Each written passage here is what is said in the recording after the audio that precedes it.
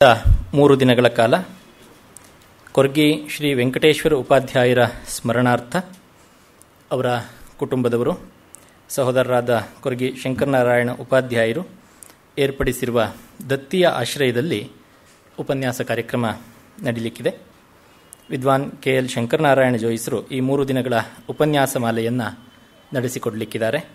ಅವರಿಗೆ ತಮ್ಮೆಲ್ಲರ ಪರವಾಗಿ ಹೃತ್ಪೂರ್ವಕ ಸ್ವಾಗತವನ್ನು ಕೋರ್ತಾ ಇದ್ದೇನೆ. ಕೊರ್ಗಿ ವೆಂಕಟೇಶ್ವರ ಉಪಾಧ್ಯಾಯರು ಈ ಸಂಸ್ಥೆಗೆ, ಸಭೆಗೆ ಸುಪರಿಚಿತರೇ ಆಗಿದ್ದಂಥವರು. ಸುಮಾರು 2.5 ದಶಕಗಳ ಕಾಲ ದಕ್ಷಿಣ ಕನ್ನಡ ಜಿಲ್ಲೆಯ ಕಟೀಲಿನಲ್ಲಿ ಸಂಸ್ಕೃತ ಅಧ್ಯಾಪಕರಾಗಿ ವೃತ್ತಿಜೀವನ ನಡೆಸಿದ್ದ ಉಪಾಧ್ಯಾಯರ ಪ್ರತಿಭೆ 10 ಮುಖಗಳಲ್ಲಿ ಅಭಿವ್ಯಕ್ತಿಗೊಂಡಿತ್ತು. ಸಂಸ್ಕೃತ ಅಧ್ಯಾಪಕರಾಗಿ ಸಾವಿರಾರು ವಿದ್ಯಾರ್ಥಿಗಳಿಗೆ ಪಾಠ ಮಾಡಿದ್ದ ಅವರು ತಾಳಮದ್ದಲೆಯ ಅರ್ಥಧಾರಿಯಾಗಿ ಲಕ್ಷಾಂತರ ಜನರಿಗೆ ಜೀವನ ಶಿಕ್ಷಣವನ್ನು, ಮೌಲ್ಯ ಶಿಕ್ಷಣವನ್ನು ನೀಡಿದ್ರು. ವಿವಿಧ ಪತ್ರಿಕೆಗಳಲ್ಲಿ ಅಂಕಣಕಾರರಾಗಿ ನಿರಂತರ ಬರವಣಿಗೆಯನ್ನೂ ಮಾಡಿದ್ದ ಉಪಾಧ್ಯಾಯರು ಪುರಾಣ ಕಥನಗಳನ್ನು, ಶಾಸ್ತ್ರ ಸಂಗತಿಗಳನ್ನು ಜನಸಾಮಾನ್ಯರಿಗೂ ಅರ್ಥವಾಗುವಂತೆ ಬರೆದರು. ನಮ್ಮ ಭಾಷೆಯ ಶಬ್ದ ಸಂಪತ್ತನ್ನು ಪರಿಚಯಿಸಿದರು. 3ರ ಮಹಿಮೆ, ಪಂಚಪ್ರಪಂಚ, 10ರ ಹಿರಿಮೆ, ಹೀಗೆ ಸಂಖ್ಯಾಕೋಶಗಳನ್ನು ಅವರು ರಚಿಸಿದ್ರು. ಇವೆಲ್ಲವೂ ಒಂದೆಡೆ ಆದರೆ, ಇನ್ನೊಂದೆಡೆ ಶುದ್ಧ ವೈದಿಕ ಜೀವನ ಅವರದಾಗಿತ್ತು. ಅದೆಷ್ಟೇ ಒತ್ತಡಗಳಿದ್ದರೂ ನಿತ್ಯದ ಅನುಷ್ಠಾನಗಳಿಂದ ಅವರು ಎಂದೂ ವಿಮುಖರಾಗಿರಲಿಲ್ಲ. ಕೇವಲ ಶಾಸ್ತ್ರದಲ್ಲಷ್ಟೇ ಅಲ್ಲ, ಪ್ರಯೋಗಗಳಲ್ಲೂ ಅವರು ಸಿದ್ಧಹಸ್ತರಾಗಿದ್ದರು. ಶಾಸ್ತ್ರೋಕ್ತ ಪೂಜಾ ವಿಧಿವಿಧಾನಗಳನ್ನು ವಿವರಿಸುವ, ಪುರೋಹಿತರು ಅರ್ಚಕರುಗಳಿಗೆ ಪ್ರಯೋಜನಕಾರಿಯಾಗಬಲ್ಲಂಥ ಅನೇಕ ಪುಸ್ತಕಗಳನ್ನು ಕೂಡ ಅವರು ಬರೆದಿದ್ದರು. ಅಧ್ಯಾಪನವಿರಲಿ, ಪೌರೋಹಿತ್ಯ ಇರಲಿ, ಬರವಣಿಗೆ ಇರಲಿ, ತಾಳಮದ್ದಲೆಯ ಮಾತುಗಾರಿಕೆ ಇರಲಿ, ಅವರು ಅದರಲ್ಲಿ ತನ್ಮಯರಾಗುತ್ತಿದ್ದ ರೀತಿ ಅಸಾಧಾರಣವಾದದ್ದು. ಅದು ಇಲ್ಲಿ ವೇದಿಕೆಯಲ್ಲಿ ನಡೆದಂಥ ತಾಳಮದ್ದಲೆಯ ಸಂದರ್ಭಗಳಲ್ಲೂ ನಮಗೆ ಅನೇಕರಿಗೆ ಅನುಭವಕ್ಕೆ ಬಂದಂತಹ ಸಂಗತಿ. ಹಾಗಾಗಿಯೇ ಪೂಜೆಗೆ ಕುಳಿತ ಯಜಮಾನನನ್ನಾಗಲಿ, ತರಗತಿಯಲ್ಲಿ ಕುಳಿತ ವಿದ್ಯಾರ್ಥಿಯನ್ನಾಗಲಿ, ತಾಳಮದ್ದಲೆಯ ಕೇಳುಗನಾಗಿ ಕುಳಿತ ಪ್ರೇಕ್ಷಕನನ್ನಾಗಲಿ ನನ್ನಂತೆ ಅವರು ಧ್ವನಿಪೆಟ್ಟಿಗೆಯ ಸಾಮರ್ಥ್ಯದಿಂದ ಕಟ್ಟಿ ಹಾಕ್ತಾ ಇರಲಿಲ್ಲ, ಅಂತಃಕರಣದಿಂದ ತಟ್ತಾ ಇದ್ರು. ಒಂದು ಸಂಗತಿಯನ್ನು ನಾನು ಅನೇಕ ಬಾರಿ ಸ್ನೇಹಿತರ ವಲಯದಲ್ಲಿ ನೆನಪು ಮಾಡ್ಕೊಂಡಿದ್ದೀನಿ. 2010ರ ಸಮಯದಲ್ಲಿ ಒಮ್ಮೆ ಇದೇ ಚಾಮರಾಜಪೇಟೆಯಲ್ಲಿ ಒಂದು ತಾಳಮದ್ದಲೆ ಏರ್ಪಡಿಸಲಾಗಿತ್ತು. ಕೃಷ್ಣ ಸಂಧಾನ ಪ್ರಸಂಗ. ಉಪಾಧ್ಯಾಯರ ಕೃಷ್ಣ ವಿದುರನ ಮನೆಗೆ ಹೋಗಿ ವಿದುರನನ್ನು ಜೊತೆಗೆ ಕರೆದುಕೊಂಡು ಕೌರವನ ಸಭೆಗೆ ಬರಬೇಕು ಸಂದರ್ಭ. ಸುಮಾರು 3-3.5 ಗಂಟೆಯ ಕಾರ್ಯಕ್ರಮ. ಕುಳಿತವರಿಗೆ ಮಧ್ಯದಲ್ಲಿ ಪಾನೀಯದ ವ್ಯವಸ್ಥೆ ಬೇಕು. ಅದಕ್ಕಾಗಿ ಚಹಾ ಅಥವಾ ಕಾಫಿ ವ್ಯವಸ್ಥೆಯನ್ನು ಸಭೆಯ ಮಧ್ಯದಲ್ಲೇ ಕಳಿಸೋದು ಪ್ರೇಕ್ಷಕರಿಗೆ ಮತ್ತು ಕಲಾವಿದರಿಗೆ ಅನ್ನೋದು ಆಯೋಜಕರ ಯೋಚನೆ. ಮಧ್ಯದಲ್ಲಿ ಅವರು ಎದ್ದು ಬಂದು ತಗೊಳ್ಳೋಕೆ ಹೊರಟ್ರೆ ಡಿಸ್ಟರ್ಬ್ ಆಗತ್ತೆ ಅಂತ. ಆವತ್ತೇನಾಯಿತು, ಪ್ರೇಕ್ಷಕರಿಗೆ ಚಹಾ ವಿತರಣೆಯಾಗೋ ಸಮಯಕ್ಕೆ ಸರಿಯಾಗಿ ಕೃಷ್ಣ ವಿದುರನ ಜೊತೆ ಕೌರವನ ಸಭೆಯ ಬಾಗಿಲಲ್ಲಿ ನಿಂತಿದ್ದಾನೆ. ಕೃಷ್ಣ ಹೇಳ್ತಿದ್ದಾನೆ ವಿದುರಂಗೆ, ಎಂಥ ಅದ್ಭುತ ವ್ಯವಸ್ಥೆ ಇದು, ಬಹುಶಃ ಇದನ್ನೆಲ್ಲ ನೋಡಿದ್ರೆ ಕೌರವ ಸ್ವತಃ ತಾನೇ ಮುತುವರ್ಜಿ ವಹಿಸಿ ಮಾಡಿದ್ದಾನೆ. ಸಾಮಾನ್ಯವಾಗಿ ಕೌರವ ಈ ರೀತಿ ಇದನ್ನೆಲ್ಲ ಮಾಡಲಿಕ್ಕಿಲ್ಲ, ಆದರೆ ಇವತ್ತೇನೋ ಮಾಡಿದಾನೆ ಅಂತಂದ ಮೇಲೆ ಅದರಲ್ಲೇನೋ ವಿಶೇಷ ಇದೆ. ವಿಶೇಷ ಕೌರವನಲ್ಲಿ ವಿಶೇಷ ಅಂದರೆ ಏನೋ ಒಂದು ಸಂಚು ಹುನ್ನಾರ. ನೋಡು ವಿದುರ, ಅವನೇನೋ ಸಭೆಯಲ್ಲಿ ವ್ಯವಸ್ಥೆ ಮಾಡಿದ್ದಾನೆ, ಅವನು ಕುಡಿಲಿಕ್ಕೇನಾದರೂ ಕೊಡಬಹುದು, ನಾವು ಕುಡಿಲಿಕ್ಕಿಲ್ಲ. ತಿನ್ನುವುದಕ್ಕೇನಾದರೂ ಕೊಡಬಹುದು, ನಾವು ತಿನ್ನಲಿಕ್ಕಿಲ್ಲ. ನಮ್ಮ ಎಚ್ಚರದಲ್ಲಿ ನಾವಿರಬೇಕು. ಕೃಷ್ಣ ವಿದುರಂಗೆ ಹೇಳ್ತಾ ಹೋಗ್ತಿದ್ದಾನೆ. ಅಷ್ಟೊತ್ತಿಗೆ ಇಲ್ಲಿ ಚಹಾ ವಿತರಣೆ ಆಗ್ತಾ ಇದೆ. ಕುರ್ಚಿಯೆಲ್ಲ ಭರ್ತಿಯಾಗಿತ್ತು. ಎದುರುಗಡೆ ಜಮಖಾನೆಯನ್ನು ಹಾಕಿತ್ತು. ಜಮಖಾನೆಯ ಮೇಲೆ ಒಂದು ಅಮ್ಮ ಮಗು ಕೂತಿದ್ರು. ಇನ್ನೂ 4-4.5 ವರ್ಷದ ಮಗು. ಅಮ್ಮನ ಕೈಗೆ ಆಗಷ್ಟೇ ಚಹಾದ ಲೋಟ ಬಂದಿದೆ. ಮಗು ತಕ್ಷಣ ಅಮ್ಮನಿಗೆ ಬಡಿದು, ಅಮ್ಮ, ಕೃಷ್ಣ ಹೇಳ್ತಿದ್ದಾನೆ ಕುಡಿಲಿಕ್ಕಿಲ್ಲ ಏನನ್ನೂ. ಕೃಷ್ಣ ತನ್ನ ಪಾತ್ರದಲ್ಲಿ ತನ್ಮಯನಾಗ್ತಾ ಇದ್ದ ರೀತಿ ಅದು. ಉಪಾಧ್ಯಾಯರು ಪ್ರತಿಯೊಂದು ಪಾತ್ರಗಳಲ್ಲಿ, ಪ್ರತಿಯೊಂದು ಕಾರ್ಯದಲ್ಲಿ ತನ್ಮಯರಾಗ್ತಾ ಇದ್ದ ರೀತಿ ಅದು. ಎದುರುಗಡೆ ಕೂತವ್ರ ಮಗು ಇರಲಿ, ಮುದುಕರಿರಲಿ, ಅವರು ಉಪಾಧ್ಯಾಯರಾಗಿ ಕಾಣಿಸ್ತಾ ಇರಲಿಲ್ಲ. ಅವತ್ತಿನ ಅವರ ಪಾತ್ರ ಯಾವುದೋ ಅದು ಆವತ್ತು. ಆ ಮಟ್ಟಿಗೆ ಅವರು 3-4 ದಶಕಗಳ ಕಾಲ ಇಡೀ ತಾಳಮದ್ದಲೆಯ ಕ್ಷೇತ್ರವನ್ನು ಅಕ್ಷರಶಃ ಆಳಿದರು ಅಂತಲೇ ಹೇಳಬಹುದು. ಹೀಗೆ 10 ಮುಖಗಳಲ್ಲಿ ಅವರು ಕ್ರಿಯಾಶೀಲರಾಗಿದ್ದುಕೊಂಡು ಆಡಂಬರವಿಲ್ಲದ ರುಜು ಜೀವನವನ್ನು ನಡೆಸಿದವರು. ಅವರ ಬದುಕು ಭಾವ ಸದಾ ಸ್ಮರಣೀಯ, ಆದರಣೀಯ. ಅವರ ನೆನಪಿನಲ್ಲಿ ಈ 3 ದಿನಗಳ ಉಪನ್ಯಾಸ ಮಾಲೆ ಈಗ ಪ್ರಾರಂಭವಾಗಲಿಕ್ಕಿದೆ. ಹಿರಿಯ ವಿದ್ವಾಂಸರು, ಲೇಖಕರು, ಅನುಷ್ಠಾನಿಕರು, ಶಾಸ್ತ್ರ ಪ್ರಯೋಗಗಳೆರಡರಲ್ಲೂ ಸಿದ್ಧಹಸ್ತರು, ಅಧ್ಯಯನ ಅಧ್ಯಾಪನಗಳಲ್ಲಿ ನಿರತರೂ ಆಗಿರುವ ಹಿರಿಯ ವಿದ್ವಾಂಸರಾದ ಡಾಕ್ಟರ್ KL ಶಂಕರನಾರಾಯಣ ಜೋಯಿಸರು ಈ ಉಪನ್ಯಾಸ ಮಾಲೆಯನ್ನು ನಡೆಸಿಕೊಡಲಿರ್ತಕ್ಕಂಥದ್ದು ಯೋಗಾಯೋಗ. ಮೂಲತಃ ತೀರ್ಥಹಳ್ಳಿಯವರಾದ ಜೋಯಿಸರು ತಮ್ಮ ಸ್ನಾತಕೋತ್ತರ ಪದವಿಯ ನಂತರ ಸುಮಾರು 2.5 ದಶಕಗಳ ಕಾಲ ಮೈಸೂರಿನ ಸರ್ಕಾರಿ ಸಂಸ್ಕೃತ ಕಾಲೇಜಿನಲ್ಲಿ ಪ್ರಾಧ್ಯಾಪಕರಾಗಿ ಕೆಲಸ ಮಾಡಿದರು. ಪ್ರಾರಂಭದಿಂದಲೂ ಯೋಗ, ಜ್ಯೋತಿಷ್ಯ, ವೇದಾಂತ, ಧರ್ಮಶಾಸ್ತ್ರ, ಅಲಂಕಾರ, ನ್ಯಾಯಶಾಸ್ತ್ರ ಹೀಗೆ ಅನೇಕ ವಿಷಯಗಳಲ್ಲಿ ಆಸಕ್ತಿಯನ್ನು ತಳೆದ ಜೋಯಿಸರು ಯೋಗ ವಿಷಯವಾಗಿ ಅಷ್ಟಾಂಗ ಯೋಗ ಸಂಶೋಧನಾ ಕೇಂದ್ರದಲ್ಲಿ ಡಿಪ್ಲೊಮಾ ಶಿಕ್ಷಣವನ್ನು, ಅಲಂಕಾರಶಾಸ್ತ್ರ ಮತ್ತು ಪ್ರಾಚೀನ ನ್ಯಾಯಶಾಸ್ತ್ರ ವಿಷಯಗಳಲ್ಲಿ ಪದವಿಯನ್ನು ಪಡೆದರು. ಮಹಾಭಾರತದಲ್ಲಿ ಯೋಗ ಎನ್ನುವ ವಿಷಯವಾಗಿ ಪ್ರಬಂಧವನ್ನು ಮಂಡಿಸಿ ತಿರುಪತಿಯ ರಾಷ್ಟ್ರೀಯ ಸಂಸ್ಕೃತ ಸಂಸ್ಥಾನದಿಂದ PhD ಪದವಿಯನ್ನು ಪಡೆದರು.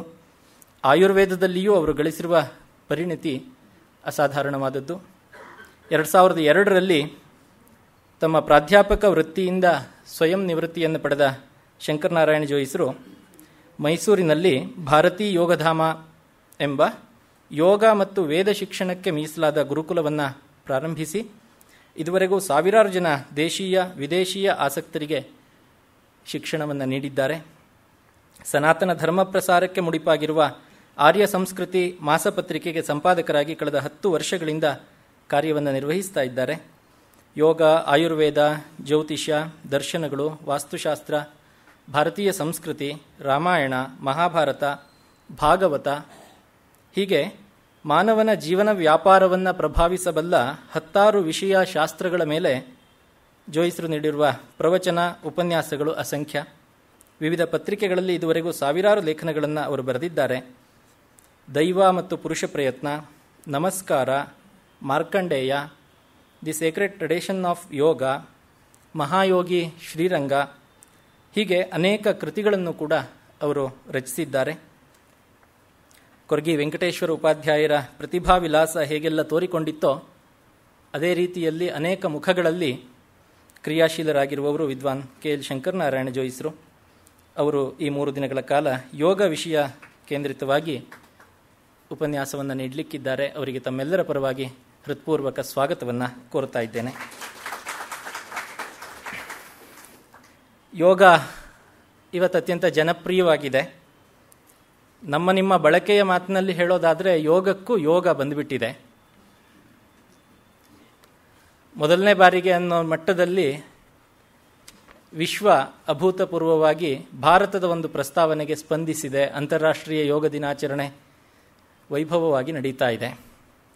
ಇದೆಲ್ಲವೂ ಒಂದು ಭಾಗ. ಆದರೆ ಈ ಸಂದರ್ಭದಲ್ಲಿ ಯೋಗ ಅನ್ನೋದು ಕೇವಲ ದೈಹಿಕ ಸುಸ್ಥಿತಿಯನ್ನು ಕಾಪಾಡಿಕೊಳ್ಳೋದಕ್ಕಿರುವ ಮಾರ್ಗ ಎನ್ನುವ ಮಟ್ಟದಲ್ಲಷ್ಟೇ ಯೋಚನೆಗಳು ನಡೀತಾ ಇರೋ ಸಂದರ್ಭದಲ್ಲಿ ನಮ್ಮ ಪರಂಪರೆ ಯೋಗವನ್ನು ಯಾವೆಲ್ಲ ರೀತಿ ನೋಡಿದೆ ಅಂತಕ್ಕಂಥದ್ದನ್ನು ವಿಚಾರ ಮಾಡ್ತಕ್ಕಂಥ ಸಂದರ್ಭ ಇದು ಅಂತ ನಾನು ಭಾವಿಸ್ತೀನಿ.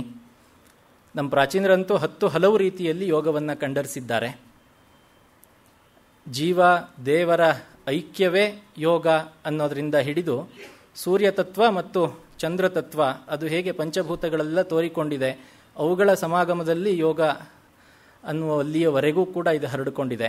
ಗೀತಾಚಾರ್ಯನಂತೂ ಯೋಗ ಕರ್ಮಸು ಕೌಶಲಂ ಅಂತ ಹೇಳ್ತಾನೆ, ಸಮತ್ವಂ ಯೋಗ ಉಚ್ಯತೆ ಅಂತ ಅದರ ಪರಿಣಾಮವನ್ನು ಒಬ್ಬ ಯೋಗಿ ಜಗತ್ತನ್ನು ಹೇಗೆ ನೋಡ್ತಾನೆ ಅನ್ನೋದನ್ನು ಕೂಡ ಕೃಷ್ಣ ಹೇಳ್ತಾನೆ. ಪತಂಜಲ ಮಹರ್ಷಿಗಳಂತೂ ಧ್ಯಾನ, ಧಾರಣ, ಸಮಾಧಿ ಇವುಗಳ ಮೂಲಕ ಸಾಧಿಸುವ ಸಂಯಮ ಯೋಗ ಅಂತ ಹೇಳಿದ್ರೆ ಹೇಳ್ತಾನೆ, ಕೊನೆಗೆ ಎಲ್ಲ ಮನೋವ್ಯಾಪಾರಗಳನ್ನು ಇಲ್ಲವಾಗಿಸುವಿಕೆ, ಚಿತ್ತವೃತ್ತಿ ನಿರೋಧ ಯೋಗ ಅಂತ ಹೇಳ್ತಾರೆ. ಈ ಎಲ್ಲವುಗಳ ಆಧಾರದಲ್ಲಿಯೇ 10 ಮುಖಗಳಲ್ಲಿ ಯೋಗ ತೋರಿಕೊಳ್ತಾ ಇದೆ. ಕರ್ಮಯೋಗ, ರಾಜಯೋಗ, ಭಕ್ತಿ ಯೋಗ, ಹಠಯೋಗ, ಸಮಾಧಿ ಯೋಗ, ಜೀವನ ಯೋಗ, ಅಮನಸ್ಕ ಯೋಗ, ಹೀಗೆ ಅದು ಶಾಖೋಪಶಾಖೆಗಳಾಗಿ ಆಲದ ಮರ ಹೇಗೆ ಸಣ್ಣ ಬೀಜ ಆಮೇಲೆ ಬೃಹತ್ತಾಗಿ ತೋರಿಕೊಳ್ಳುತ್ತೋ ಆ ರೀತಿಯಲ್ಲಿ ಇವತ್ತು ಯೋಗ ತೋರಿಕೊಳ್ತಾ ಇದೆ. ಒಂದು ಕಾಲದಲ್ಲಿ ಪಂಡಿತರ ಮೋಕ್ಷಾಪೇಕ್ಷಿಗಳ ಜೀವನ ಮಾರ್ಗ ಅಂತ ಆಗಿದ್ದಂಥದ್ದು ನಮ್ಮಂಥ ಪಾಮರರ ಬಾಯಲ್ಲೂ ಕೂಡ ಅದು ಪ್ರತಿನಿತ್ಯ ಚಲಾವಣೆಯಲ್ಲಿದೆ, ಶಬ್ದ ರೂಪದಲ್ಲಾದರೂ. ಏನೋ ಒಂದು ಸಿಗಲಿಲ್ಲ ಅಂದರೆ ಅವನಿಗೆ ಯೋಗ ಇರಲಿಲ್ಲ ಅಂತಾನೋ, ಏನೋ ಸಿಕ್ತು ಅಂದರೆ ಅವನು ಯೋಗ ನೋಡಪ್ಪ ಅಂತಾನೋ. ಒಟ್ಟು ಯೋಗ ಅನ್ನೋ ಶಬ್ದವನ್ನಾದರೂ ನಾವು ಉಳಿಸ್ಕೊಂಡಿದ್ದೀವಿ ಅನ್ನೋ ಸಮಾಧಾನ ನನ್ನಂಥವ್ರದ್ದು. ಅದಕ್ಕೆ ಸರಿಯಾದ ದಿಕ್ಕು ದೆಸೆಯನ್ನು ತೋರಿಸಬೇಕಾದ ವಿದ್ವಾಂಸರು, ಸ್ವತಃ ಅನುಷ್ಠಾನಿಕರು, ಶಂಕರನಾರಾಯಣ ಜೋಯಿಸ್ರಂಥವ್ರು ನಮ್ಮ ಜೊತೆ ಇರತಕ್ಕಂಥದ್ದು ನಮ್ಮ ಸೌಭಾಗ್ಯ. ಅವರು ಈ 3 ದಿನಗಳ ಈ ಪ್ರವಚನ ಮಾಲಿಕೆಯನ್ನು ಉಪಕ್ರಮಿಸಬೇಕಾಗಿ ತಮ್ಮೆಲ್ಲರ ಪರವಾಗಿ ಅವರಲ್ಲಿ ಪ್ರಾರ್ಥಿಸ್ತೇನೆ.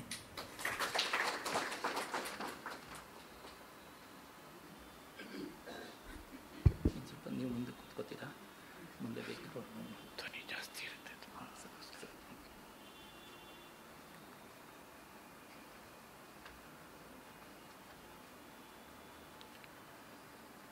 ಸಚ್ಚಿದಾನಂದರೂಪಾಯ ಬಿಂದುನಾದಾಂತರಾತ್ಮನೆ ಆದಿಮಧ್ಯಾಂತಶೂನ್ಯಾಯ ಗುರುಣಾಂ ಗುರವೇ ನಮಃ. ವಸುದೇವಸುತಂ ದೇವಂ ಕಂಸಚಾಣೂರಮರ್ದನಂ ದೇವಕೀ ಪರಮಾನಂದಂ ಕೃಷ್ಣಂ ವಂದೇ ಜಗದ್ಗುರುಂ.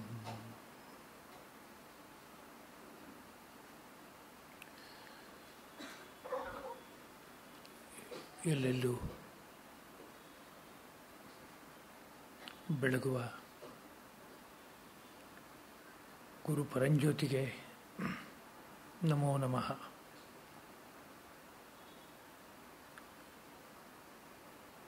ಎಲ್ಲ ಯೋಗಾಚಾರ್ಯರನ್ನು ಹಾರ್ದಿಕವಾಗಿ ನಮಿಸಿ ಇಂದಿನ ಈ ಸಭೆಯಲ್ಲಿ ಜಿಜ್ಞಾಸುಗಳಾಗಿ ಆಗಮಿಸಿರುವ ಎಲ್ಲ ಸಹೃದಯರನ್ನು ಹಾರ್ದವಾಗಿ ಭಾವಿಸಿ ಮಾನವ ಮತ್ತು ಯೋಗ ಎಂಬ ವಿಷಯವನ್ನು ಕುರಿತು ಪರಿಚಿತವಾದ ವಿಷಯವನ್ನೇ ಇನ್ನೊಂದು ದೃಷ್ಟಿಕೋನದಿಂದ ಪರಿಚಯ ಮಾಡಿಕೊಳ್ಳೋದಕ್ಕೆ ಪ್ರಯತ್ನ ಪಡ್ತಾ ಇದ್ದೀನಿ. ತುಂಬ ಹತ್ತಿರದ ವಿಷಯ ಮಾನವ ಅನ್ನೋದು. ನಾವೇ ಅದಾಗ್ಬಿಟ್ಟಿದ್ದೀವಿ.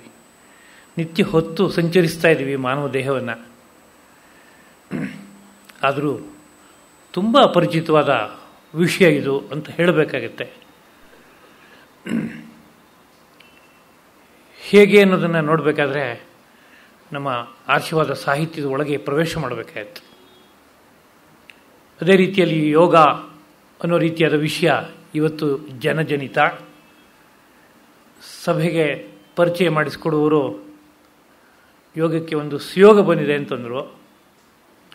ನನಗೆ ಅನೇಕ ಸಂದರ್ಭದಲ್ಲಿ ಅನಿಸುತ್ತೆ, ಆರ್ಷಿ ವಿದ್ಯೆಗಳಿಗೆಲ್ಲ ಬಂದಿರೋ ದುರ್ಯೋಗ ಯೋಗಕ್ಕೂ ಬರ್ತಾ ಇದೆಯಾ ಅಂತ ಒಮ್ಮೆ ಅನಿಸುತ್ತೆ. ಅಂದರೆ ಹೀಗೇಕೆ ಭಾವಿಸಬೇಕು ಅಂತ ಅನ್ನಿಸ್ಬೋದು. ಆ ವಿದ್ಯೆಯ ಗಹನತೆಯನ್ನು ಗಮನಿಸಿದಾಗ ಅದನ್ನು ಅಷ್ಟು ಗಹನವಾಗಿ ಅರ್ಥ ಮಾಡ್ಕೊಳ್ಳೋದಕ್ಕೆ ಪರಿಶ್ರಮಿಸಬೇಕಾಗಿರುವ ದೊಡ್ಡ ಜವಾಬ್ದಾರಿ, ಹೊಣೆಗಾರಿಕೆ ಪಕ್ಕದಲ್ಲಿರುವಾಗ ಅದನ್ನು ಹಗುರವಾಗಿ ಭಾವಿಸಿ ನಮ್ಮ ಮೂಗಿನ ನೇರಕ್ಕೆ ಅದನ್ನು ಎಳೆದು ಬಳಸ್ಕೊಳ್ಳೋದಕ್ಕೆ ಆರಂಭ ಮಾಡಿದಾಗ ಹೀಗ ಯೋಗದ ಬಳಕೆ ಅನ್ನೋ ರೀತಿಯಲ್ಲಿ ಅನ್ನಿಸ್ಬಹುದು ಅಂತ ತಾವುಗಳು ಭಾವಿಸ್ತೀರಿ ಅಂತ ಭಾವಿಸಿದ್ದೀನಿ ನಾನು. ಒಟ್ಟು ಇಡೀ ಪ್ರಪಂಚದಲ್ಲಿ ತುಂಬ ಪ್ರಸಿದ್ಧಿಯನ್ನು ಪಡೆದಿರುವಂತಹ ವಿಷಯ ಯೋಗ ಅನ್ನೋದು. ಬಹುಶಃ ಪ್ರಪಂಚದ ಎಲ್ಲ ದೇಶಗಳಲ್ಲೂ ಇವತ್ತು ಯೋಗಶಾಲೆ ಇದೆ ಅಂತ ಕೇಳಿದ್ದೀನಿ ನಾನು. ಅಮೇರಿಕಾದಂಥ ದೇಶಗಳಲ್ಲಿ ಪ್ರತಿ ನಗರದಲ್ಲಿ ಸಾವಿರಾರು ಯೋಗಶಾಲೆಗಳಿದೆ. ನಮ್ಮ ಭಾರತದ ಭಾಷೆಯಲ್ಲಿ ಗಲ್ಲಿ ಗಲ್ಲಿ ಒಂದು ಅಂತ ಹೇಳ್ತೀವಲ್ಲ, ಹಾಗೆ ಅಮೇರಿಕಾದ ದೊಡ್ಡ ದೊಡ್ಡ ಪಟ್ಟಣಗಳಲ್ಲಿ ಹಾಗೆ ಬೆಳೆದಿದೆ. ಆದರೆ ನಾವು ಯಾವುದನ್ನು ಮೌಲಿಕವಾಗಿ ಯೋಗ ಅಂತ ಕರಿತಾ ಇದ್ದೀವಿ ನಾವು ಅಂತಂದಾಗ ನಮ್ಮ ಆರ್ಷ ಪರಂಪರೆ, ಋಷಿ ಪರಂಪರೆ ಅವರು ಕೊಟ್ಟ ಸಾಹಿತ್ಯದ ಹಿನ್ನೆಲೆಯಲ್ಲಿ ಯಾವುದನ್ನು ನಾವು ಯೋಗ ಅಂತ ಭಾವಿಸ್ತೇವೋ, ಹೊರಗಡೆ ಸಮಾಜದಲ್ಲಿ ಯಾವುದನ್ನ ಯೋಗ ಅಂತ ಇವತ್ತು ಜನ ಮಾನ್ಯ ಮಾಡ್ತಾ ಇದ್ದಾರೋ ಇದಕ್ಕೆ ಮಹದಂತರ ಹೊಂದಿದೆ. ಹಾಗಿದ್ರೂ ಸಹ ಈ ಆರಂಭ ಉತ್ಕೃಷ್ಟವಾದ ದಿಶೆಯ ಕಡೆಗೆ ಹೋಗ್ಬೋದು ಅಂತಲೂ ಒಂದು ಆಶಾಕಿರಣ ಕಂಡು ಬರ್ತಾ ಇದೆ. ಅದನ್ನು ನೋಡಿದಾಗ ಒಂದು ನೇರದಲ್ಲಿ ಇದೇನು ಯೋಗದ ಪ್ರಚಾರ ದುರ್ಯೋಗವೋ ಅನ್ನೋ ರೀತಿಯಲ್ಲಿ ಅನಿಸಿದ್ರೂ ಇದು ಕೊನೆಯಲ್ಲಿ ಸುಯೋಗದಲ್ಲೇ ನಿಂತ್ಕೋಬಹುದು ಅನ್ನೋ ರೀತಿಯಲ್ಲೂ ಅನಿಸುತ್ತೆ. ಕಾರಣ, ಒಂದು ಕಾಲದಲ್ಲಿ ಕೇವಲ ಆಸನದ ಅಭ್ಯಾಸವನ್ನು ಯೋಗ ಅಂತ ಹೆಚ್ಚು ಭಾವಿಸ್ತಾ ಇತ್ತು. ಈಗ ಒಂದು 45 ವರ್ಷಗಳ ಹಿಂದೆ ನಾನೊಬ್ಬ ಸಂಸ್ಕೃತ ಕಾಲೇಜಿನ ವಿದ್ಯಾರ್ಥಿಯಾಗಿ ಅಲ್ಲೇ ನಡೀತಾ ಇದ್ದಂಥ ಒಬ್ಬ ಪ್ರಸಿದ್ಧ ಯೋಗಾಚಾರ್ಯರ ತರಗತಿಯಲ್ಲಿ ಪಟ್ಟಾಭಿಷೇಕಿಸಂತ ಮೈಸೂರಿನಲ್ಲಿ ಬಹಳ ಪ್ರಚಿತರವರು, ಕೃಷ್ಣಮಾಚಾರ್ಯರ ವಿದ್ಯಾರ್ಥಿಗಳಾಗಿದ್ದವರು. ಅವರ ಯೋಗ ತರಗತಿಗೆ ನಾನು ಒಬ್ಬ ವಿದ್ಯಾರ್ಥಿಯಾಗಿ ಸೇರಿಕೊಂಡಾಗ ನಾನು ಗಮನಿಸಿದ ಯೋಗ ಅಂತಂದರೆ ಕೇವಲ ಆಸನ ಅಭ್ಯಾಸ ಮಾಡೋದು, ಬಗೆ ಬಗೆಯಾಗಿ ದೇಹವನ್ನು ಬಗ್ಗಿಸೋದು, ದೇಹವನ್ನು ಹತೋಟಿಯಲ್ಲಿ ಇಟ್ಕೊಳ್ಳೋದು, ಕೈ ಮೇಲೆ, ಕಾಲ ಮೇಲೆ, ಒಂದು ಬೆರಳು ಮೇಲೆ, ಒಂದು ಕೈ ಮೇಲೆ ದೇಹವನ್ನು ಪೂರ್ತಿ ನಿಲ್ಲಿಸ್ಕೊಳ್ಳೋದು, ಕೈಯೂರಿ ನಡ್ಕೊಂಡು ಓಡಾಡೋದು, ಕೈಯೂರಿ ನಿಂತು ಒಂದು ಆಸನವನ್ನು ಮಾಡೋದು, ತಲೆ ಮೇಲೆ ಕಾಲು ಬಂದು ನಿಂತ್ಕೊಳ್ಳುವಂತೆ ಆಸನ ಮಾಡೋದು, ವೃಶ್ಚಿಕಾಸನ ಅಂತ ಇಷ್ಟು ಯೋಗ ಅನ್ನೋ ರೀತಿಯಾದಂಥ ಒಂದು ಚಿತ್ರ ಮೊಟ್ಟ ಮೊದಲು ಇತ್ತು ಅಂತ ಅನಿಸುತ್ತೆ. ನಮ್ಮ ಸುತ್ತಮುತ್ತಲು ಅಧ್ಯಯನ ಮಾಡ್ತಾ ಇದ್ದವರು ಎಲ್ಲರೂ ಕೂಡ ಯೋಗ ಅಂದರೆ ಎಷ್ಟು ಅಂತ ಕೇಳಿದರೆ ಹೀಗೆ ಬಗೆ ಬಗೆಯಾದ ವಿನ್ಯಾಸಗಳನ್ನು ಅಭ್ಯಾಸ ಮಾಡೋದು ಯೋಗ ಅಂತ. ಅದೇ ಚಿತ್ರಣ ದೇಶ ವಿದೇಶಗಳಿಗೂ ಹೋಯಿತು. ನೂರಾರು ಯೋಗಶಾಲೆಗಳು ಆರಂಭವಾದವು.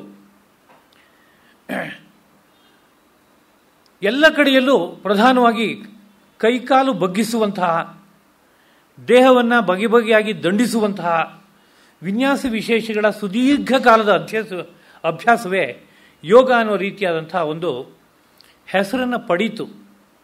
ಆದರೆ ಇವತ್ತು ಹಾಗಿಲ್ಲ, ಒಂದು ಪರಿವರ್ತನೆ ಇದೆ. ಇವತ್ತು ಹೊರದೇಶದ ಅನೇಕ ವಿಮರ್ಶಕರು ಯೋಗದ ಗ್ರಂಥಗಳನ್ನು, ಮೂಲೆ ಮೂಲೆಯಲ್ಲಿರುವ ಗ್ರಂಥಗಳನ್ನು ಅನ್ವೇಷಣೆ ಮಾಡಿ ಹುಡುಕಿ ಪದಗಳನ್ನು ಅಭಿಪ್ರಾಯವೇನು ಅಂತ ಸಂಶೋಧನೆ ಮಾಡ್ತಾ ಯೋಗ ಅಂದರೆ ಕೇವಲ ಆಸನ ಅಲ್ಲ ಅನ್ನೋ ರೀತಿಯಾದಂಥ ಒಂದು ನಿರ್ಣಯಕ್ಕೆ ಬಂದ್ಬಿಟ್ಟಿದ್ದಾರೆ.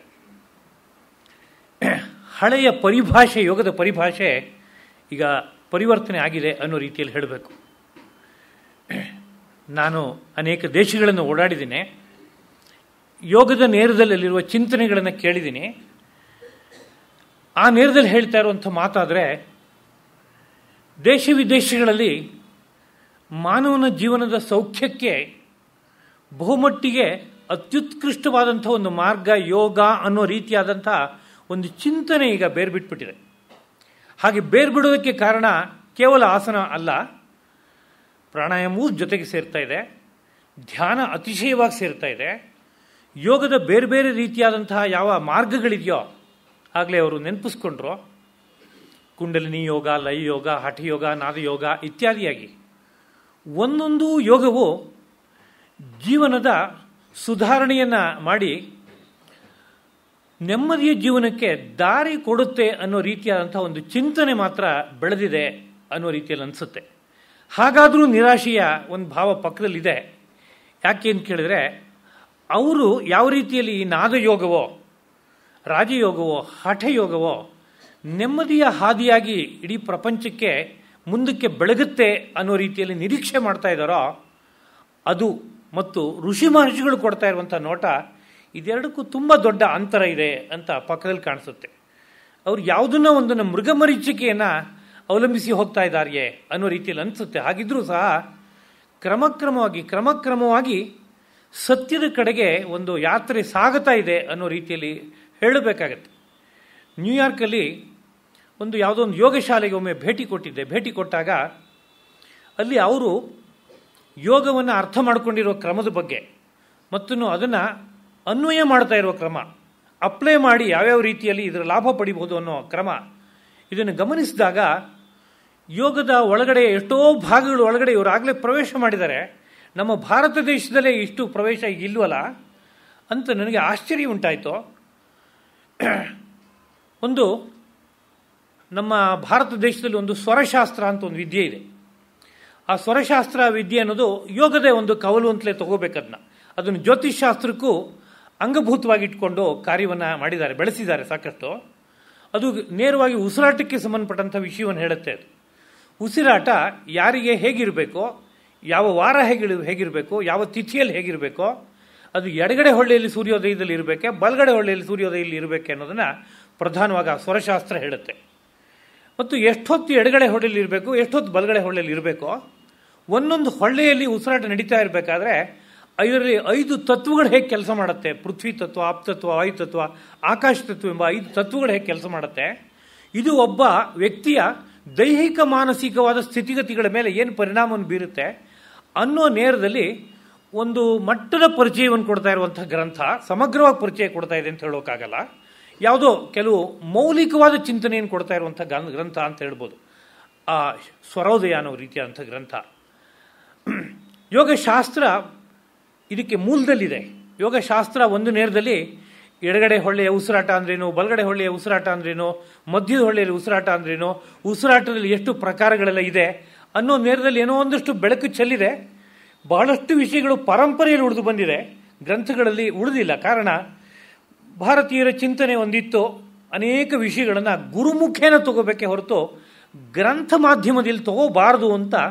ಇದು ಮೌಲಿಕವಾದ ಚಿಂತನೆ. ಕಾರಣ ಗ್ರಂಥ ಮಾಧ್ಯಮದಲ್ಲಿ ವಿಷಯವನ್ನು ತೆಗೆದುಕೊಳ್ಳೋಕೆ ಹೊರಟಾಗ ಅದರಲ್ಲಿ ಹಿಂದ್ಗಡೆ ಭಾವಿಸಬೇಕಾಗಿರುವಂಥ ಭಾವ, ರಸ ಇವುಗಳು ಕಳಚಿ ಹೋಗಿ ಕೇವಲ ಯಾವುದೋ ಒಂದು ರೀತಿಯಾದ ಚಿಂತನಾ ಲಹರಿಯಾಗಿ ಉಳ್ಕೊಳ್ಳುತ್ತೆ. ಅದನ್ನು ನಿತ್ಯ ಜೀವನಕ್ಕೆ ಅನ್ವಯ ಮಾಡ್ಕೊಳ್ಳೋಕೆ ಹೊರಟಾಗ ಅದೊಂದು ರಸಹೀನವಾದ, ಭಾವಹೀನವಾದ ಅನುಕರಣೀಯಾಗಿ ಉಳ್ಕೊಳ್ಳುತ್ತೆ. ಅದರ ಲಾಭಕ್ಕೆ ಒಂದು ಮಿತಿ ಬಂದ್ಬಿಡುತ್ತೆ. ಹೀಗಾಗಬಾರ್ದು. ಯಾವ ವಿಷಯವನ್ನು ಎಷ್ಟು ಹಿನ್ನೆಲೆಯಲ್ಲಿ ನಾವು ನೋಡಬೇಕಾಗಿದೆ, ಆ ಹಿನ್ನೆಲೆಯನ್ನು ಯಾರಾದರೂ ಒಬ್ಬ ಗುರು ಸ್ಪಷ್ಟವಾದ ತನ್ನ ಭಾಷೆಯಲ್ಲಿ ಕೊಟ್ಟರೆ, ಆಗ ಅದನ್ನು ಗ್ರಹಿಸಿದರೆ ಆ ವಿಷಯವನ್ನು ಪರಿಪೂರ್ಣವಾಗಿ ನಾವು ಅರ್ಥ ಮಾಡ್ಕೊಳ್ಳೋಕ್ಕಾಗತ್ತೆ, ಬಳಸ್ಕೊಳ್ಳೋಕ್ಕಾಗತ್ತೆ, ಲಾಭವನ್ನು ದೊಡ್ಡ ಮಟ್ಟದಲ್ಲಿ ಪಡೆಯೋಕ್ಕಾಗತ್ತೆ ಅನ್ನೋ ಹಿನ್ನೆಲೆಯಲ್ಲಿ ಯಾವುದೇ ವಿದ್ಯೆ ಇದ್ರೂ ಅದನ್ನು ಗುರುಮುಖೇನ ಪಡಿಬೇಕೆ ಹೊರತು ಗ್ರಂಥ ಮುಖೇನ ಪಡಿಬಾರದು ಅನ್ನೋ ರೀತಿಯ ಚಿಂತನೆ ಬಹಳ ಪ್ರಾಚೀನ ಕಾಲದಿಂದ ಇತ್ತು ಅನ್ನೋದಕ್ಕೆ ನಮಗೆ ಉಪನಿಷತ್ ಸಾಹಿತ್ಯವೇ ಒಂದು ದೃಷ್ಟಿಯಿಂದ ನಮಗೆ ಪ್ರಮಾಣ ಅಂತ ತಗೋಬೇಕು. ಉಪನಿಷತ್ತಿನ ಪರಂಪರೆ ಹೇಗಿತ್ತು, ಶಿಷ್ಯರೆಲ್ಲ ಬಂದು ಸೇರ್ಕೋತಾ ಇದ್ರು, ಗುರು ಯಾವುದೋ ಒಂದು ವಿಷಯವನ್ನು ಹೇಳ್ತಾ ಇದ್ರು. ಇಷ್ಟು ಕಾಲ ಇಲ್ಲಿ ಉಳಿಬೇಕಪ್ಪ, ನೀವು ಕೇಳ್ತಾ ಇರೋ ಪ್ರಶ್ನೆಗೆ ಉತ್ತರ ಹೇಳಬೇಕಾದ್ರೆ ಸಮಾಧಾನವಾಗಿ ನಮಗೆ ಗೊತ್ತಿದ್ರೆ ಹೇಳ್ತೇವೆ ಅನ್ನೋ ರೀತಿಯಾದಂಥ ಭಾಷೆಯನ್ನು ಕೊಟ್ಟು ನಿಧಾನವಾಗಿ ಅದನ್ನು ವಿವರಿಸುವಂಥ ಒಂದು ನಡೆ ಅದೇ ಇತ್ತು ಅನ್ನೋ ರೀತಿಯಲ್ಲಿ ಅನಿಸುತ್ತೆ. ನಮ್ಮ ದೇಶದಲ್ಲಿ ಬರವಣಿಗೆ ಹಿಂದಾಗಿದ್ದಕ್ಕೆ ತುಂಬ ಪ್ರಧಾನವಾದ ಕಾರಣ ಇದೇನೆ. ಬರವಣಿಗೆ ಹಿಂದಾಗಿದ್ದು ಬಹಳ ದೊಡ್ಡ ನಮ್ಮ ದೇಶದ ಯಾವುದೋ ಒಂದು ರೀತಿಯಾದಂಥ ಇವತ್ತಿನ ಸ್ಥಿತಿಗತಿಗಳನ್ನು ನೋಡಿದಾಗ ದುರಂತದ ಒಂದು ಕಾರಣ ಅನ್ನೋ ರೀತಿಯಲ್ಲಿ ಹೇಳಬೇಕಾಗಿದೆ. ಎಷ್ಟೋ ವಿಷಯಗಳು ಬರಹ ರೂಪದಲ್ಲಿ ಬರದೆ ಕೇವಲ ಜೀವನದಲ್ಲಿ ಮಾತ್ರ ಇತ್ತು. ಆದ್ದರಿಂದ ನಮ್ಮ ದೇಶಕ್ಕೆ ಯಾವ ಮಾನ್ಯತೆ ಸಲ್ಲಬೇಕಾಗಿತ್ತು ಅದು ಅನೇಕ ಕಡೆಗಳಲ್ಲಿ ಸಲ್ಲದೇ ಇರೋದಕ್ಕೆ ಇವತ್ತು ಕಾರಣ ಆಗ್ಬಿಟ್ಟಿದೆ. ಬರವಣಿಗೆ ಅನ್ನೋದು ವಿಶೇಷವಾಗಿ ಬರದೇ ಇದ್ದಿದ್ದರ ಪರಿಸ್ಥಿತಿಯಿಂದ. ಹಾಗಿದ್ರೂ ಸಹ ಜೀವನವನ್ನು ಹಸನಾಗಿ ಮಾಡ್ಕೊಳ್ಳೋದಕ್ಕೆ ಗುರುಮುಖೇನ ಕೇಳಬೇಕು ಅನ್ನೋ ರೀತಿಯಾದ ವಿಷಯವೇ ಪ್ರಧಾನವಾಗಿದ್ದರಿಂದ ಬರವಣಿಗೆ ಹಿಂದಾಗಿದೆ. ಆ ನೇರದಲ್ಲಿ ಅಳಿದುಳಿದ ಬರವಣಿಗೆಗಳಲ್ಲಿ ಎಷ್ಟೋ ಭಾಗದ ಪರಿಚಯ ಸಿಗುತ್ತೆ ಹೊರತು ಸಮಗ್ರ ಪರಿಚಯ ಸಿಕ್ಕೋಲ್ಲ. ಉಸಿರಿನ ಬಗ್ಗೆ ಪರಂಪರೆಯಲ್ಲಿ ಏನು ವಿಷಯ ಬಂದಿದೆಯೋ ಅಷ್ಟು ವಿಷಯವನ್ನು ಗ್ರಂಥಗಳೇನಾದ್ರು ಉಲ್ಲೇಖ ಮಾಡಿಕೊಟ್ಟಿವೆ. ಉಪನಿಷತ್ ಸಾಹಿತ್ಯ ಆಗ್ಬೋದು, ಅದರ ನಂತರದಲ್ಲಿ ಪುರಾಣ ಸಾಹಿತ್ಯ, ಶಾಸ್ತ್ರ ಸಾಹಿತ್ಯ, ಯೋಗಶಾಸ್ತ್ರದ ಸಾಹಿತ್ಯ, ಇವೆಲ್ಲವನ್ನೂ ಗಮನಿಸಿ ನೋಡಿದರೂ ಸಹ ಒಟ್ಟು ಪರಂಪರೆಯಲ್ಲಿ ಎಷ್ಟು ವಿಷಯ ಬಂದಿದೆಯೋ ಅದರಲ್ಲಿ ಯಾವುದೋ ಒಂದು ಸಣ್ಣ ಭಾಗ ಮಾತ್ರ ಬಂದಿದೆ ಅಂತ ಹೇಳಬೇಕಾಗತ್ತೆ. ಪರಂಪರೆಯಲ್ಲಿ ಅಷ್ಟು ವಿಷಯ ಬಂದಿದೆ. ಅದಕ್ಕೆ ಕಾರಣವೇ ಪ್ರಧಾನವಾಗಿ ಇದು ಪರಂಪರಾಗತವಾಗಿ ಗುರುವಿನಿಂದ ಶಿಷ್ಯನಿಗೆ, ಶಿಷ್ಯನಿಂದ ಪುನಃ ಮುಂದೆ ಶಿಷ್ಯನಿಗೆ ಹೀಗೆ ಹರಿದು ಹೋಗಬೇಕು ಅನ್ನೋದು ರೀತಿಯಾದಂಥ ವಿಷಯ ಇದೆ. ಈ ವಿಷಯವನ್ನು ಎತ್ತೋದಕ್ಕೆ ಕಾರಣ ಸ್ವರ ಅನ್ನೋ ರೀತಿಯಾದಂಥ ವಿಷಯ, ಉಸಿರಾಟಕ್ಕೆ ಸಂಬಂಧಪಟ್ಟಂಥ ವಿಷಯ ಏನಿದೆ ಅದು ಒಂದು ಗ್ರಂಥದಲ್ಲಿ ಶಿವಸ್ವರೋದಯ, ಇದೇ ರೀತಿಯಲ್ಲಿ ಇನ್ನೊಂದೆರಡು ಗ್ರಂಥಗಳಿದೆ. ಅದರಲ್ಲಿ ಅಂಶತಃ ಬಂದಿದೆಯೇ ಹೊರತು ಪರಿಪೂರ್ಣವಾಗಿ ಬಂದಿಲ್ಲ. ಆದರೆ ಬಂದಿರೋ ವಿಷಯವನ್ನು ತುಂಬ ಪ್ರಯೋಗಬದ್ಧವಾಗಿ ಇಟ್ಕೊಂಡು ಅನೇಕ ರೋಗಗಳಿಗೆ ಚಿಕಿತ್ಸೆ ಕೊಡುವಂಥ ವ್ಯವಸ್ಥೆಯನ್ನು ವಿದೇಶದಲ್ಲಿ ಅವರು ತಂದರು.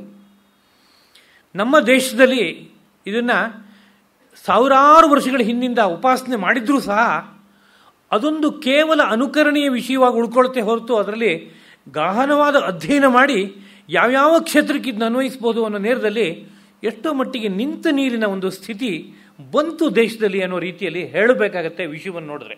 ಯಾತಕ್ಕೆ ಇದನ್ನ ಹೇಳ್ತಾ ಇದ್ದೀನಿ ಅಂದರೆ, ಇವತ್ತು ಅವರು ಮಾಡಿರೋ ಸಂಶೋಧನೆಗಳ ಕೆಲವು ಹೇಳುತ್ತೆ. ಈಗ ಯಾರಿಗೋ ಒಬ್ಬನಿಗೆ ಆಸ್ತಮಾ ಕಂಪ್ಲೇಂಟ್ ಬಹಳ ಡೀಪ್ ಆಗಿದೆ ಅಂತಂದರೆ ಅವನ ಉಸಿರಾಟ ಯಾವಾಗಲೂ ಎಡಹೊಳ್ಳೆಯಲ್ಲೇ ನಡೀತಾ ಇರುತ್ತೆ. ಈ ಎಡಹೊಳ್ಳೆಯ ಉಸಿರಾಟವನ್ನು ಪರಿವರ್ತನೆ ಮಾಡಿದ್ರೆ ನೀವು ಅವನಿಗೆ ಆಸ್ತಮಾ ಕಂಪ್ಲೇಂಟ್ ಭಾಳಷ್ಟು ಮಟ್ಟಿಗೆ ಕಡಿಮೆ ಆಗಿಬಿಡುತ್ತೆ ಅಂತ ಅವ್ರು ಯಾವ್ಯಾವುದೋ ರೀತಿಯಾದಂಥ ಪ್ರಯೋಗ ವಿಧಾನವನ್ನು ಉಸಿರಾಟದಲ್ಲಿ ಪರಿವರ್ತನೆ ಮಾಡೋದಕ್ಕೆ ಬೇಕಾಗುವಂಥ ಒಂದು ಪ್ರಯೋಗಗಳನ್ನು ತಂದಿದ್ದಾರೆ. ಮಲಗಿಸುವ ಕ್ರಮ ಹೇಗೆ ಮಲಗಿಸಿದ್ರೆ ಅನುಕೂಲ ಆಗುತ್ತೆ, ಯಾವ ಜಾಗಕ್ಕೆ ದಿಂಬು ಒತ್ತಿಟ್ರೆ ಏನಾಗುತ್ತೆ, ಯಾವ ಆಸನದಲ್ಲಿ ಕೂತ್ರೆ ಏನಾಗುತ್ತೆ, ದೇಹದ ಮೇಲೆ ಎಲ್ಲಿ ಭಾರ ಹಾಕಿದ್ರೆ ಏನಾಗುತ್ತೆ, ಚಿತ್ರ ವಿಚಿತ್ರವಾದ ಪ್ರಯೋಗಗಳನ್ನು ಮಾಡಿ ಆ ಎಡಗಡೆ ಉಸಿರಾಟವನ್ನು ಬಲಗಡೆಗೆ ಪರಿವರ್ತನೆ ಮಾಡಿದ್ರೆ ಇಡೀ ದೇಹದ ರಚನೆಯಲ್ಲಿ ಅನೇಕ ಪರಿವರ್ತನೆಗಳಾಗಿ ಆಸ್ತಮಾ ಕಂಟ್ರೋಲಿಗೆ ಬರುತ್ತೆ ಅಂತ. ಅದೇ ರೀತಿಯಲ್ಲಿ ಇವತ್ತು ನಾವು ಹೈಪರ್ ಎಸಿಡಿಟಿ ಅಂತ ಕೇಳ್ತೀವಿ. ಅತ್ಯಗ್ನಿ ಅನ್ನೋ ರೀತಿಯಾದ ಭಾಷೆಯಲ್ಲಿ ಆಯುರ್ವೇದ ಹೇಳುತ್ತೆ. ಅತ್ಯಗ್ನಿ ಅನ್ನೋ ಭಾಷೆಯಲ್ಲಿ ಇದೊಂದು ಪಿತ್ತದ ಅತಿಶಯವಾದ ಉದ್ರೇಕ. ಅಂದರೆ ದೇಹದಲ್ಲಿ ನಮ್ಮ ಸ್ಟಮಕ್ನಲ್ಲಿ ಹೈಡ್ರೋಕ್ಲೋರಿಕ್ ಆ್ಯಸಿಡ್ ಸೆಕ್ರೀಷನ್ನು ಅಕಾಲದಲ್ಲಿ ಪ್ರಮಾಣ ಮೀರಿ ಆಗ್ತಾ ಇರೋದ್ರ ಪರಿಣಾಮ ಅಂತ ಆಧುನಿಕವಾದಂಥ ವೈದ್ಯ ಹೇಳ್ತಾ ಇದೆ. ಇದಕ್ಕೆ ಅವರು ಈ ಸ್ವರ ಶಾಸ್ತ್ರವನ್ನು ಅನ್ವಯ ಮಾಡಿಕೊಂಡು ಇದು ಆಗ್ತಾ ಇರೋದು ಕೇವಲ ನಿರಂತರವಾಗಿ ಬಲಹೊಳ್ಳೆಯ ಉಸಿರಾಟದಿಂದ ಆಗ್ತಾ ಇದೆ. ಆ ಪೇಷಂಟನ್ನು ಸ್ಟಡಿ ಮಾಡಿ ನೋಡಿದ್ರೆ ಎಡಹೊಳ್ಳೆಯಲ್ಲಿ ಎಷ್ಟು ಕಾಲ ಉಸಿರಾಟ ಆಡಬೇಕು ಅದು ಆಡ್ತಾ ಇಲ್ಲ, ಬಲಹೊಡೆಯಲ್ಲಿ ಮಾತ್ರ ಆಡ್ತಾ ಇದೆ. ಇದನ್ನು ರಿವರ್ಸ್ ಮಾಡಿದ್ರೆ ಅದು ತಾನಾಗಿ ಈ ಜೀರ್ಣಶಕ್ತಿಯಲ್ಲಿ ಯಾವುದೋ ಒಂದು ಅಗ್ನಿ ವೃದ್ಧಿ ಅತಿಯಾಗಿ ದೇಹವನ್ನೆಲ್ಲ ಸುಡುವಂಥ ಕೆಲಸ ಮಾಡ್ತಾ ಇದೆಯೋ ಆ ಕಾರ್ಯ ಕಡಿಮೆ ಆಗುತ್ತೆ ಅನ್ನೋ ರೀತಿಯಾದಂಥ ನಿರ್ಣಯಕ್ಕೆ ಬಂದು ಸಾಕಷ್ಟು ಪ್ರಯೋಗಗಳನ್ನು ಮಾಡಿ ಇದು ಮಿಥಮ್ ಅನ್ನೋಷ್ಟು ಮಟ್ಟಿಗೆ ಮಾತನಾಡ್ತಾರೆ. ಇವತ್ತು ನಮ್ಮ ದೇಶದ ಅನೇಕ ಬರಹಗಾರರು ಅಲ್ಲಿರುವ ಸಂಶೋಧನೆಗಳನ್ನು ತಮ್ಮ ಬರಹದಲ್ಲಿ ಅನ್ವಯ ಮಾಡಿಕೊಂಡು ಯೋಗದಿಂದ ಇಷ್ಟು ಲಾಭ ಆಗ್ತಾ ಇದೆ ಅಂತ ಹೇಳೋದು ಅಂತ ಒಂದು ಸ್ಥಿತಿ ಬರ್ತಾ ಇದೆ. ಇದು ಯಾವುದೋ ಒಂದೆರಡು ಉದಾಹರಣೆ ಕೊಟ್ಟೆ ನಾನು, ಇಂಥದ್ದು ತುಂಬ ಇದೆ. ಆದರೆ ಅಷ್ಟೇ ವಿಕೃತವಾದ ಪ್ರಯೋಗಗಳನ್ನು ಅವ್ರು ಮಾಡ್ತಾರೆ ಸಾಕಷ್ಟು, ಒಂದೆರಡಲ್ಲ. ನಾನು ಒಂದು ಕಡೆಯಲ್ಲಿ ಸಂಚಾರ ಮಾಡ್ತಾ ಇರುವಾಗ ಒಂದು ಯೋಗ ಶಾಲೆಯನ್ನು ಭೇಟಿ ಕೊಟ್ಟೆ. ಆ ಭೇಟಿ ಕೊಟ್ಟಾಗ ಅಲ್ಲಿ ಒಂದು ನೋಡಿದೆ, ಏನಪ್ಪ ಅಂತ ಕೇಳಿದ್ರೆ, ಈಗ ನಮ್ಮ ಧ್ಯಾನದ ಸ್ಥಿತಿ ತುಂಬ ಚೆನ್ನಾಗಾಗಬೇಕಾದ್ರೆ ನಮ್ಮ ದೇಹದಲ್ಲಿ ಒಂದು ಟೆಂಪರೇಚರ್ನಲ್ಲಿ ಸ್ವಲ್ಪ ಕೆಳಗಡೆ ಇಳಿಬೇಕಾಗತ್ತೆ. ಅದು ಇಳಿದ್ರೆ ಧ್ಯಾನ ಸ್ಥಿತಿ ತುಂಬ ಚೆನ್ನಾಗಾಗುತ್ತೆ ಅಂತ ಅವರು ಅನೇಕ ಎಕ್ಸ್ಪೆರಿಮೆಂಟ್ನಲ್ಲಿ ಪತ್ತೆ ಹಚ್ಕೊಂಡ್ಬಿಟ್ಟಾರೆ. ತುಂಬ ಚೆನ್ನಾಗಿ ಧ್ಯಾನ ಮಾಡ್ತಾ ಇದ್ದಾಗ ಕೆಲವು ಸಂದರ್ಭದಲ್ಲಿ ದೇಹದಲ್ಲಿ ತುಂಬ ಉಷ್ಣತೆ ಉಂಟಾಗುತ್ತೆ, ಅದು ತಾತ್ಕಾಲಿಕ. ಅದರ ಅನಂತರದಲ್ಲಿ ದೇಹದ ಉಷ್ಣತೆಯಲ್ಲಿ ಪ್ರಮಾಣ ಕಡಿಮೆ ಆಗುತ್ತದೆ. ಇದೊಂದನ್ನು ಅರ್ಥ ಮಾಡಿಕೊಂಡು ಧ್ಯಾನಕ್ಕೆ ಸೌಲಭ್ಯವನ್ನು ಕಲ್ಪಿಸೋ ದೃಷ್ಟಿಯಿಂದ ಅವರೊಂದು ವ್ಯವಸ್ಥೆ ತಂದ್ಕೊಂಡಿದ್ದಾರೆ. ಏನು ಅಂತ ಕೇಳಿದರೆ, ಭಾಳಷ್ಟು ಮಟ್ಟಿಗೆ ತಂಪಾದ ವಾತಾವರಣವನ್ನು ಪ್ರಾಕೃತಿಕವಾಗಿ ಸೃಷ್ಟಿ ಮಾಡಿಕೊಂಡು ಅದರಲ್ಲಿ ಧ್ಯಾನ ತುಂಬ ಚೆನ್ನಾಗಾಗುತ್ತೆ ಅನ್ನೋದು ಒಂದು. ಎರಡನೇದು, ಕಂಠ ಪರ್ಯಂತವಾಗಿ ನೀರನ್ನು, ಯಾವುದೋ ಒಂದು ಟೆಂಪರೇಚರ್ನಲ್ಲಿ ನೀರನ್ನು, ಬೇಸಿಗೆ ಕಾಲದಲ್ಲಿ ಒಂದು ಟೆಂಪರೇಚರು, ಮಳೆಗಾಲದಲ್ಲಿ ಒಂದು ಅವ್ರ ಸೀಸನ್ನಲ್ಲಿ ಎರಡು ಮೂರು ಸೀಸನ್ ಅವರಲ್ಲಿ ಇರೋದು ಅಷ್ಟೇ. ಆ ಟೆಂಪ್ರೇಚರಿಗೆ ತಕ್ಕಂತೆ ನೀರನ್ನು ಹೊಂದಿಸ್ಕೊಂಡು ತೇಲದೇ ಇರುವಂತೆ ಕೆಳಗಡೆ ದೇಹನ ಕಟ್ಟಾಕೊಂಡು ಕೂತ್ಕೊಂಡ್ರೆ ದೇಹ ಅದು ಸ್ವಲ್ಪ ತಂಪಾಗುತ್ತಲ್ಲ, ಅದರಿಂದ ಧ್ಯಾನ ತುಂಬ ಚೆನ್ನಾಗಾಗುತ್ತೆ. ಅದನ್ನು ಹೀಗೆ ಧ್ಯಾನ ಮಾಡಿ ಅಂತ ಒಂದು ಹೊಸ ಕ್ರಮವನ್ನು ಯೋಜನೆ ಮಾಡಿಕೊಟ್ಟಿರುವಂಥದ್ದು. ಅದೇ ರೀತಿಯಲ್ಲಿ ಈಗೆಲ್ಲ ಹೊರಗಡೆ ಬರ್ತಾ ಇದೆ, ಒಂದೊಂದೇ ದೇಶದಲ್ಲಿ ಈ ದೇಶಕ್ಕೂ ಬರ್ತಾ ಇದೆ. ಒಂದು ಬಟ್ಟೆಯಲ್ಲಿ ಉಯ್ಯಾಲೆ, ಚಿಕ್ಕ ಮಕ್ಕಳಿಗೆ ಹಿಂದೆ ತೊಟ್ಟಲು ಕಟ್ಟದೇನೆ ಹಾಗೆ ಬಟ್ಟೆಯಲ್ಲಿ ಉಯ್ಯಾಲೆ ಕಟ್ಟಿ ಅದರಲ್ಲೇನೆ ಜೋಗಳ ಹಾಡಿ ನಿದ್ದೆ ಮಾಡಿಸ್ತಾ ಇದ್ದಂಥ ಒಂದು ಪದ್ಧತಿ ಇತ್ತು. ಅದೇ ರೀತಿಯಲ್ಲಿ ಯೋಗನ ಆಸನದ ಅಭ್ಯಾಸವನ್ನು ಆ ರೀತಿಯಲ್ಲಿ ಉಯ್ಯಾಲೆ ಒಳಗಡೆಗೆ ಮಾಡಬೇಕು ಅಂತ ಬಟ್ಟೆಗೆ ಒಂದು ಸ್ವಲ್ಪ ಹಗ್ಗ ಕಟ್ಕೊಂಡು ತೂಕ್ಕೊಳ್ತಾ ದೇಹವನ್ನು ಬಗೆಯಾಗಿ ಬೆಂಡ್ ಮಾಡಿದ್ರೆ ಅದರಿಂದ ತುಂಬ ಸೌಲಭ್ಯವಾಗುತ್ತೆ. ಅದಕ್ಕೆ ಕಾರಣ ಏನು ಅಂತ ಕೇಳಿದರೆ, ದೇಹದ ಭಾರ ಪರಿಪೂರ್ಣವಾಗಿ ಸೊಂಟದ ಮೇಲೆ ಬೀಳುತ್ತೆ. ಸೊಂಟಕ್ಕೆ ಹಗ್ಗ ಕಟ್ಕೊಂಡು ಹಾಗೆ ಇದ್ರಲ್ಲಿ ತೂಗಾಡಿದ್ರೆ ಅದರ ಪರಿಣಾಮವಾಗಿ ಹೆಚ್ಚು ರಿಲ್ಯಾಕ್ಸೇಷನ್ ಸಿಗುತ್ತೆ. ಉಳಿದಂತೆ ನಾವು ಯಾವುದೇ ರೀತಿಯಲ್ಲಿ ಭೂಮಿ ಮೇಲೆ ನಿಂತ್ಕೊಂಡ್ರೂ ನಮ್ಮ ದೇಹನ ಬ್ಯಾಲೆನ್ಸ್ ಮಾಡ್ಕೊಳ್ಳೋದಕ್ಕೆ ನಾವು ಎಷ್ಟೋ ಪರಿಶ್ರಮ ಮಾಡಬೇಕಾಗಿದೆ. ಅಷ್ಟು ಪರಿಶ್ರಮ ಅಲ್ಲಿ ಇರೋಲ್ಲ, ಆದ್ದರಿಂದ ಹೆಚ್ಚು ರಿಲ್ಯಾಕ್ಸೇಷನ್ ಆಗುತ್ತೆ ಅಂತ ಹೊಸದೇ ಒಂದು ಮಾರ್ಗ. ಯೋಗಶಾಲೆಯಲ್ಲಿ 100 ತೊಟ್ಟಿಲುಗಳು, ಆ ತೊಟ್ಟಿಲುಗಳಲ್ಲಿ ಸೊಂಟಕ್ಕೆ ಕಟ್ಕೊಂಡು ತೂಗಾಡ್ಕೊಳ್ತಾ ಹಿಂದಕ್ಕೆ ಬಗ್ಗೋದು, ಮುಂದಕ್ಕೆ ಬಗ್ಗೋದು, ಮೇಲಕ್ಕೆ ತೂಗೋದು, ಬಗೆ ಬಗೆಯಾಗಿ ಈ ತರಹ ಎಲ್ಲ ವಿಚಿತ್ರವಾಗಿ ಬೆಳೀತಾ ಇದೆ. ಅದೇನು ಅಲ್ಪ ಸ್ವಲ್ಪ ಅಲ್ಲ. ಈಗ ಈ ನಾದಯೋಗ ಅಂತ ನಾವೇನು ಕೇಳ್ತೀವಿ ಭಾರತ ದೇಶದಲ್ಲಿ, ಅದರ ಹಿನ್ನೆಲೆಯಲ್ಲಿ ಒಂದು ಸಂಗೀತ ವಿದ್ಯೆ, ನಾದವಿದ್ಯೆ, ಗಾನವಿದ್ಯೆ ಅನ್ನೋದು ಬೆಳೆದಿದೆ ಅಂತ ನಮ್ಮ ಗ್ರಂಥಗಳಲ್ಲಿ ಅವಲೋಕನ ಮಾಡ್ತೀವಿ. ನಾದದಿಂದ ಬಗೆ ಬಗೆಯಾದ ಚಿಕಿತ್ಸೆಯನ್ನು ಮಾಡೋಕ್ಕಾಗತ್ತೆ ಅನ್ನೋ ಧ್ವನಿ ಇದು ಸ್ವಲ್ಪ ಕಾಲದಿಂದ, ಒಂದು 25 ವರ್ಷದಿಂದ ಅಥವಾ 30-40 ವರ್ಷದಿಂದ ಅಲ್ಲಿ ಕೇಳಿ ಬರ್ತಾ ಇದೆ. ಅಲ್ಲಿ ಈಗ ಅನೇಕ ಆ ರೀತಿಯಾದಂಥ ಪ್ರಯೋಗಗಳನ್ನು ಮಾಡ್ತಾರೆ. ನಿಮಗೆ BP ಇದೆಯಾ, ಇದನ್ನು ಪ್ರತಿನಿತ್ಯ 15 ನಿಮಿಷ ಕೇಳಬೇಕು. ನಿಮಗೆ ಡಯಾಬಿಟೀಸ್ ಇದೆಯಾ, ಇದನ್ನು 15 ನಿಮಿಷ ನೀವು ಕೇಳಬೇಕು. ಹೀಗೊಂದು ಎಕ್ಸ್ಪೆರಿಮೆಂಟು ಶುರು ಮಾಡಿದ್ದಾರೆ. ಇದರಲ್ಲಿ ಕೆಲವು ಲಾಭ ಆಗೋದು ಸತ್ಯ. ಕಾರಣ, ಸುದೀರ್ಘ ಕಾಲ ಮಾನಸಿಕವಾಗಿ ಶ್ರಮ ಹೊಂದಿರುವಂಥ ವ್ಯಕ್ತಿಗೆ ನೀವು ಯಾವುದೇ ರಾಗನ ಅರ್ಧ ಗಂಟೆ ಕೇಳಿಸಿದ್ರು ರಿಲ್ಯಾಕ್ಸ್ ಆಗಿಬಿಡುತ್ತೆ ಅವ್ರಿಗೆ. ನಾವು ಇದನ್ನು ಎಕ್ಸ್ಪೆರಿಮೆಂಟಲ್ಲಿ ನಾನು 10-20 ವರ್ಷ ಯೋಗ ಅಧ್ಯಯನ ಮಾತ್ರ ಅಲ್ಲದೆ ಅಧ್ಯಾಪನ ಮಾಡಿಸ್ತಾ ಇದ್ದೆ. ಮಾಡಿಸ್ತಾ ಇದ್ದಾಗ ಹೇಳ್ಕೊಡ್ತಾ ಅನೇಕ ವಿಷಯ ಗೊತ್ತಾಗ್ಬಿಡುತ್ತೆ. ರೋಗಿಗಳನ್ನು ನೋಡ್ತೀವಿ, ಯಾವುದೊಂದು ಎಕ್ಸ್ಪೆರಿಮೆಂಟ್ ಮಾಡ್ತೀವಿ, ಮಾಡ್ತಾ ಇದ್ದಾಗ ತಾನೇ ಅದು ಯಾವ್ಯಾವುದೋ ಹೊಸ ಬೆಳಕಿಗೆ ತಂದು ಕೊಡುತ್ತೆ. ಅದನ್ನು ಗ್ರಂಥವನ್ನು ನೋಡಿ, ಗ್ರಂಥ ಏನು ಹೇಳ್ತಾ ಇದೆ, ಪ್ರಾಕ್ಟಿಕಲ್ ಆಗಿ ಇಲ್ಲಿ ಏನು ಮಾಡ್ಬೋದು, ಇದನ್ನು ಯೋಚನೆ ಮಾಡಿ ಹೇಳ್ಕೊತ ಹೋದಾಗ ಎಷ್ಟೆಷ್ಟೋ ವಿಷಯಗಳು ಬೆಳಕಿಗೆ ಬಂದ್ಬಿಡುತ್ತೆ. ಎಷ್ಟೋ ಸಂದರ್ಭದಲ್ಲಿ ಯಾವುದೇ ರೋಗ ಇದ್ದರೂ ಯಾವುದಾದ್ರು ಒಂದು ರಾಗವನ್ನು ಅನುಸಂಧಾನ ಮಾಡ್ತಾ ಹೋದರೆ ಎಷ್ಟೋ ಮಟ್ಟಿಗೆ ಕಡಿಮೆ ಆಗಿಬಿಡುತ್ತೆ. ಅದು ಕಾರಣ ಬುದ್ಧಿಗೆ ಒಂದು ರಿಲ್ಯಾಕ್ಸೇಷನ್ ಬೇಕಾಗಿದೆ, ವಿಶ್ರಾಂತಿ ಬೇಕಾಗಿದೆ ಅಷ್ಟೇ, ಬೇರೆ ಇನ್ನೇನೂ ಅಲ್ಲ. ಅದು ಪರ್ಟಿಕ್ಯುಲರ್ ಆಗಿ ಇದೇ ರಾಗ ಆಗಬೇಕು ಅಂತೇನಿಲ್ಲ, ಯಾವ ರಾಗ ಕೊಟ್ಟರು ಅದು ಆಗುತ್ತೆ. ಅದೇ ರೀತಿಯಲ್ಲಿ ಭಾಳಷ್ಟು ಜನಗಳಿಗೆ ಎಕ್ಸಸೈಸೇ ಇಲ್ಲ ಜೀವನದಲ್ಲಿ. ಎಕ್ಸಸೈಸೇ ಇಲ್ಲದೆ ಇರೋ ವ್ಯಕ್ತಿಗಳಿಗೆ ಪ್ರತಿನಿತ್ಯ ಒಂದಷ್ಟು ಆಸನ ಅಭ್ಯಾಸ ಮಾಡಿಬಿಟ್ರೆ ಅವ್ರ ರೋಗ ಮಾಯ ಆಗುತ್ತೆ, ಅದೇನೂ ಸಂದೇಹ ಇಲ್ಲ. ಅದು ಆಗಿದ್ದು ಯೋಗದ ಮಹಿಮೆ ಅಲ್ಲ.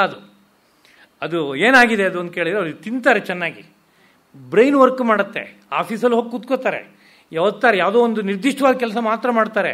ದೇಹಕ್ಕೆ ಬೇಕಾಗುವ ವ್ಯಾಯಾಮ ಇಲ್ಲ, ಅಷ್ಟೇ ವಿಷಯ ಆಗಿರೋದು. ಅದಕ್ಕೆ ಯಾವ್ದೋ ಒಂದು ವ್ಯಾಯಾಮ ಕೊಡಿ, ಅದು ಸರಿಯಾಗಿಬಿಡುತ್ತೆ. ನಾನು ಪ್ರಾಯೋಗಿಕವಾಗಿ ಕೆಲವು ಸಂದರ್ಭದಲ್ಲಿ ನೋಡಿದ್ದೀನಿ, ಕೆಲವು ಬಂಧು ವ್ಯಕ್ತಿಗಳಿಗೆ ಆ ಸಮಸ್ಯೆ ಈ ಸಮಸ್ಯೆ ಅಂತ ಹೇಳಿದಾಗ ನನ್ನದೇ ಆದಂಥ ಡಿಸಿಷನ್, ಆಯುರ್ವೇದ ಮತ್ತು ಯೋಗ ಜ್ಯೋತಿಷ್ಶಾಸ್ತ್ರ ಹಿನ್ನೆಲೆಯಲ್ಲಿ ವ್ಯಕ್ತಿಗೆ ಏನಾಗಿದೆ ಅಂತ ನಮ್ಮದೇ ಆದಂಥ ಒಂದು ಸಂಶೋಧನಾತ್ಮಕ ತೀರ್ಮಾನದ ಹಿನ್ನೆಲೆಯಲ್ಲಿ ನೀವು 1 ಗಂಟೆ ಹೋಗಿ ಬೈಲ್ನಲ್ಲಿ ಆಟ ಆಡಿ ಬನ್ನಿ, 15 ದಿವಸ 1 ತಿಂಗಳು ಅಂತ ಕಳಿಸಿಕೊಟ್ರೆ 1 ತಿಂಗಳು ಕಳೆಯೋ ಅಷ್ಟೊತ್ತಿಗೆ ಅವರ ಆರೋಗ್ಯವಾಗಿ ಬಹಳ ಅನುಕೂಲವಾಗಿಬಿಟ್ಟಿದೆ ಸರ್ ಅಂತಂತಾರೆ. ಯೋಗ ಮಾಡಿಸಿದ್ರೆ ಏನು ಲಾಭ ಆಗುತ್ತೋ ಅದು ಅದರಲ್ಲಿ ಆಗುತ್ತೆ. ಕಾರಣ ಏನು ಅಂತ ಕೇಳಿದರೆ, ಅದು ಕೇವಲ ದೇಹಕ್ಕೆ ಇದು ಬೇಕಾಗಿದೆ, ಎಕ್ಸಸೈಸ್ ಬೇಕಾಗಿದೆ, ಮನಸ್ಸಿಗೆ ಒಂದು ರಿಲ್ಯಾಕ್ಸೇಷನ್ ಬೇಕಾಗಿದೆ. ಅದ್ರ ಕೊರತೆಯಿಂದ ತೊಂದರೆಗಳಾಗಿದೆ ಅಷ್ಟೇ. ಅದನ್ನು ಯೋಗದ ಹಿರಿಮೆ ಅಂತ ನಾವು ಹೇಳೋಕ್ಕಾಗಲ್ಲ, ಯೋಗದಿಂದಲೂ ಅದಾಗುತ್ತೆ. ಹೊರದೇಶಗಳಲ್ಲಿ ಹೀಗೆ ಬಗೆಯಾಗಿ ಅನೇಕ ಪ್ರಯೋಗಗಳನ್ನು ಮಾಡ್ಕೋತ ಹೋಗ್ತಾ ಇದ್ದಾರೆ. ಅದನ್ನು ನೋಡಿದಾಗ ಒಮ್ಮೆ ಯೋಗ ಬೀದಿ ಪಾಲಾಯ್ತಲ್ಲ, ಹೀಗಾಗೋಯ್ತಲ್ಲ ಪರಿಸ್ಥಿತಿ ಅಂತ ಒಮ್ಮೆ ದುಃಖ ಆಗುತ್ತೆ. ಆದರೆ ಅಷ್ಟೇ ಬಹಳ ಗಹನವಾದ ಅಧ್ಯಯನವನ್ನು, ನಾನು ಎಲ್ಲೆಲ್ಲೋ ಹೊರಗಡೆಯಲ್ಲಿ ಉಪನ್ಯಾಸಕ್ಕೆ ಹೋದಾಗ ನಾನು ಭಾರತ ದೇಶದವನಾಗಿ ಈ ಗ್ರಂಥದ ಹೆಸರೇ ಕೇಳಿರಲಿಲ್ವಲ್ಲ ಅಂತ ಒಮ್ಮೆ ದುಗುಡಾಗೋಯ್ತು. ಯಾವುದೊಂದು ಹೆಸರೇ ಕೇಳಿಯವರು ಈ ಗ್ರಂಥದಲ್ಲಿ ಹೀಗೆ ಹೇಳ್ತಾ ಇದ್ದಾರೆ, ಅದ್ರ ಅಭಿಪ್ರಾಯ ನಿಮ್ಮದೇನು ಅಂತ. ಇದು ಬೇರೆ ಶಾಸ್ತ್ರಗಳ ಬಗ್ಗೆನೂ ನನಗಾಗಿದೆ, ಗೊತ್ತಾಯ್ತಾ. ಹೋದಲ್ಲಿ ಕೆಲವು ಕಡೆಯಲ್ಲಿ ಹೇಳ್ತೀನಿ. ನಾನು ಲಂಡನ್ನಲ್ಲಿ ಯಾವುದೋ ಒಂದು ಉಪನ್ಯಾಸ ಕೊಡೋದು ಹೊರಟಾಗ ನನಗೊಂದು ಚಿಕ್ಕಮುಕ್ಕಿ ಆಯಿತು. ಏನು ಅಂತ ಕೇಳಿದರೆ, ಎಲ್ಲ ಉಪನ್ಯಾಸ ಎಲ್ಲ ಮುಗಿದ ಮೇಲೆ ಯಾರೋ ಒಬ್ಬ ಆ್ಯಂಡ್ರ್ಯೂ ಅಂತ, ಅವನು ಇಂಡಿಯಾ ದೇಶದಲ್ಲಿ ಬಂದು ಬಹಳ ದೀರ್ಘಕಾಲ ಅಧ್ಯಯನ ಮಾಡಿದ್ದಾನೆ. ಆತ ಚೆಕ್ ಅಂತ ಪ್ರಶ್ನೆ ಕೇಳ್ದ, ಶಂಕರಾಚಾರ್ಯರ ಜಾತಕ ಸರಿ ಇದೆ ಅಂತ ಅನಿಸುತ್ತಾ ನಿಮಗೆ ಅಂತ. ನಾನೊಬ್ಬ ಭಾರತೀಯನಾಗಿ ಶಂಕರಾಚಾರ್ಯರನ್ನ ದೊಡ್ಡ ಆಚಾರ್ಯರು ಅಂತ ಭಾವಿಸಿದವನಾಗಿ ಅವರನ್ನು ಕುರಿತು ಶಂಕರ ದಿಗ್ವಿಜಯಗಳಲ್ಲಿ ಬಂದಿರುವಂತಹ ಒಂದು ಜಾತಕನ ತಪ್ಪು ಅಂತ ಹೇಳೋಕ್ಕಾಗತ್ಯ ನನಗೆ? ಒಂದು ಇಮೋಷನಲ್ ಒಂದು ಲಿಂಕ್ ಆ ರೀತಿಯಲ್ಲಿ ಇದ್ದಾಗ, ಆದರೆ ಒಂದು ಪ್ರಶ್ನೆ ಕೇಳ್ತಾ ಇದ್ದಾಗ ನೋಡಿದಾಗ ನಾನು ಸ್ವಲ್ಪ ಎಚ್ಚರಿಕೆ ವಹಿಸಬೇಕು ಅಂತ ಅನ್ನಿಸ್ತು. ಅವನ ಒಂದು ಧೈರ್ಯ, ಅವನು ನಿಂತು ಕೇಳ್ತಾ ಇರಬೇಕಾದ್ರೆ ಇಲ್ಲೇನೋ ಇದೆ ಅಂತ. ಯಾಕೆ ಕೇಳ್ತಾ ಇದ್ದೀರಿ ಅಂತ ಕೇಳಿದೆ ನಾನು. ಇಲ್ಲ, ಶಂಕರಾಚಾರ್ಯ ಜಾತಕ ಸರಿ ಇಲ್ಲ ಅಂತ ನನ್ನ ಅಭಿಪ್ರಾಯ ಅಂತ. ಯಾಕೆ ಅಂತ ಪ್ರಶ್ನೆ ಕೇಳಿದೆ. ನಾನೊಂದು ಸಾಫ್ಟ್ವೇರ್ ಡೆವಲಪ್ ಮಾಡಿದ್ದೀನಿ, ಅದರಲ್ಲಿ ನೀವೊಂದು ಕುಂಡಲಿನಿ ಕುಂಡಲಿ ಕೊಡಿ, ನಾನು ಆ ಕುಂಡಲಿನಿ ಹಿಸ್ಟ್ರಿನಲ್ಲಿ ಎಲ್ಲೆಲ್ಲಿ ಬರುತ್ತೆ ಅಂತ ಟ್ರೇಸ್ ಔಟ್ ಮಾಡ್ತೀನಿ. ನೀವಿವತ್ತು ಪ್ರಸಿದ್ಧವಾದ ಶಂಕರಾಚಾರ್ಯರ ಕುಂಡಲಿ ಅಂತ ಏನು ಹೇಳ್ತಾ ಇದ್ದೀರೋ ಅದು ನಾನು ಕಂಪ್ಯೂಟ್ರಿಗೆ ಹಾಕಿ ನೋಡಿದ್ದೀನಿ. ಅದು 5000 ವರ್ಷದ ಹಿಂದೆ ಮಾತ್ರ ಬರುತ್ತೆ. 5,000 ವರ್ಷದ ನಂತರ ಬರುತ್ತೆ ಮುಂದಕ್ಕೆ. ನೀವು ಹೇಳ್ತಿರೋ ಪೀರಿಯಡ್ನಲ್ಲಿ 8ನೇ ಶತಮಾನದಲ್ಲಿ ಈ ಕುಂಡಲಿ ಬರಲ್ಲ. ಇದು ಪ್ರಾಕ್ಟಿಕಲ್ ಹೋದಲ್ಲ ಅಂತ ಹೇಳಬೇಕಾದ್ರೆ ನಿಮ್ಮ ಕುಂಡಲಿ ಕೊಡಿ ನವಾಂಶ ಸಹಿತವಾಗಿ. ನಾನು ಟೈಮ್ ಸಮೇತ ಹೇಳ್ತೀನಿ ನೀವು ಎಷ್ಟೊತ್ತಿಗೆ ಹುಟ್ಟಿದಿರಿ ಅಂತ. ಜಸ್ಟ್ ಕುಂಡಲಿ ಕೊಟ್ಬಿಡಿ ಅದ್ರಲ್ಲಿ ನವಾಂಶ ಸಹಿತವಾಗಿ ನೀವು ಎಷ್ಟು ಗಂಟೆಗೆ ಹುಟ್ಟಿದಿರಿ ಅಂತ ಒಂದು 5 ನಿಮಿಷ ಹೆಚ್ಚು ಕಡಿಮೆ ನಾನು ಕೊಡ್ತೀನಿ ಅಂತ ನಾನು ಕೊಟ್ಟೆ. ಅವ್ನು ಕೂಡಲೇ ಹೇಳ್ದ ನೀವು ಇಂಥ ಡೇಟಲ್ಲಿ ಹುಟ್ಟಿದಿರಿ, ಇಷ್ಟು ಗಂಟೆಗೆ ಹುಟ್ಟಿದಿರಿ ಅಂತ. ಅದರ ಹಿನ್ನೆಲೆಯಲ್ಲಿ ಅವನು ಸಂಶೋಧನೆ ಮಾಡಿ ಶಂಕರಾಚಾರ್ಯರ ಕುಂಡಲಿ ಇದು ಕಾಲ್ಪನಿಕ ಕುಂಡಲಿ ಅಷ್ಟೇ ಹೊರತು ಇದು ವಾಸ್ತವಿಕ ಅಲ್ಲ. ಇಲ್ಲವರು ಶಂಕರಾಚಾರ್ಯ ನೀವು 5,000 ವರ್ಷದ ಹಿಂದೆ ಹುಟ್ಟಿದವರು ಅಂತ ಅಂಗೀಕರಿಸಬೇಕು. ಇಡೀ ಹಿಸ್ಟ್ರಿ ಅದಕ್ಕೆ ಸಪೋರ್ಟಿವ್ ಆಗಿದೆಯಾ ಅಂತ ನೀವು ನೋಡಬೇಕು. ಇಷ್ಟು ವಿಷಯ ಇದೆ ಇದು ಅಂತ. ಅಂದರೆ ಆ ದೇಶದ ಜನತೆಯ ಚಿಂತನೆ ಹಾಗೆ ಯಾವುದೋ ಒಂದು ಸಂಶೋಧನಾತ್ಮಕವಾದ ಮನಸ್ಸಿಟ್ಕೊಂಡು ಹೊರಡುತ್ತೆ, ಆ ದೃಷ್ಟಿಕೋನವನ್ನು ಇಟ್ಕೊಂಡು ಹೊರಡುತ್ತೆ. ನಮ್ಮ ದೇಶದಲ್ಲಿ ಅದೇ ದೃಷ್ಟಿಕೋನ ಇನ್ನೂ ಆಳವಾದ ದೃಷ್ಟಿಕೋನದಿಂದ ಸತ್ಯವನ್ನು ತಂದಿದ್ದಾರೆ, ಅದರಲ್ಲೇನೂ ಸಂಶಯ ಇಲ್ಲ. ತುಂಬ ಗಹನವಾದ ದೃಷ್ಟಿಕೋನ, ಯೋಗ ದೃಷ್ಟಿ. ಅದರಲ್ಲಿ ಯಾವ ಸತ್ಯವನ್ನು ಮರೆಯಲ್ಲಿ ಇಟ್ಕೊಳ್ಳೋಕ್ಕಾಗಲ್ಲ. ಅಂಥ ಅದ್ಭುತವಾದ ಯೋಗ ದೃಷ್ಟಿಯನ್ನು ಇಟ್ಕೊಂಡು ಒಂದು ಅನೇಕ ಸತ್ಯಗಳನ್ನು ಆಳದು ದೇಶದಲ್ಲಿ ತಂದಿದ್ದಾರೆ.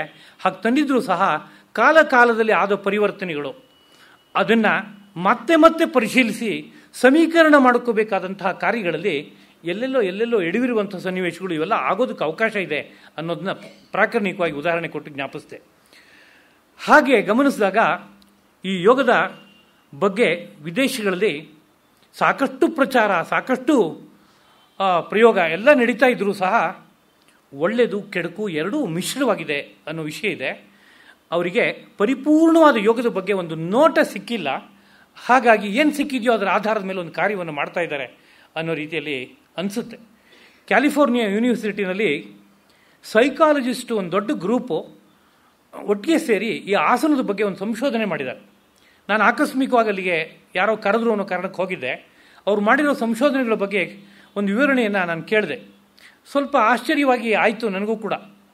ಏನು ಅಂತಂದರೆ ಈ ಮೈಗ್ರೇನ್ ಹೆಡೇಕಿಗೆ ಅತ್ಯುತ್ಕೃಷ್ಟವಾದ ಆಸನ ಅಂದರೆ ಶೀರ್ಷಾಸನ ಅಂತ ಹೇಳಿದರು. ಕಾರಣ ಸಾಕಷ್ಟು ಎಕ್ಸ್ಪೆರಿಮೆಂಟ್. ಯಾರೋ ಒಬ್ಬ ಸೈಕಾಲಜಿಸ್ಟಿಗೆ ಮೈಗ್ರೇನ್ ಹೆಡೇಕ್ದು ತುಂಬ ದೊಡ್ಡ ಪ್ರಾಬ್ಲಮ್, ಬೇರೆ ಎಲ್ಲೂ ಯಾವ ರೀತಿಯಲ್ಲೂ ಕಂಟ್ರೋಲ್ ಮಾಡೋಕ್ಕಾಗದೇ ಇದ್ದಾಗ ಯಾರೋ ಹೇಳಿದಂತೆ ಯೋಗ ಮಾಡಿ ಅಂತ.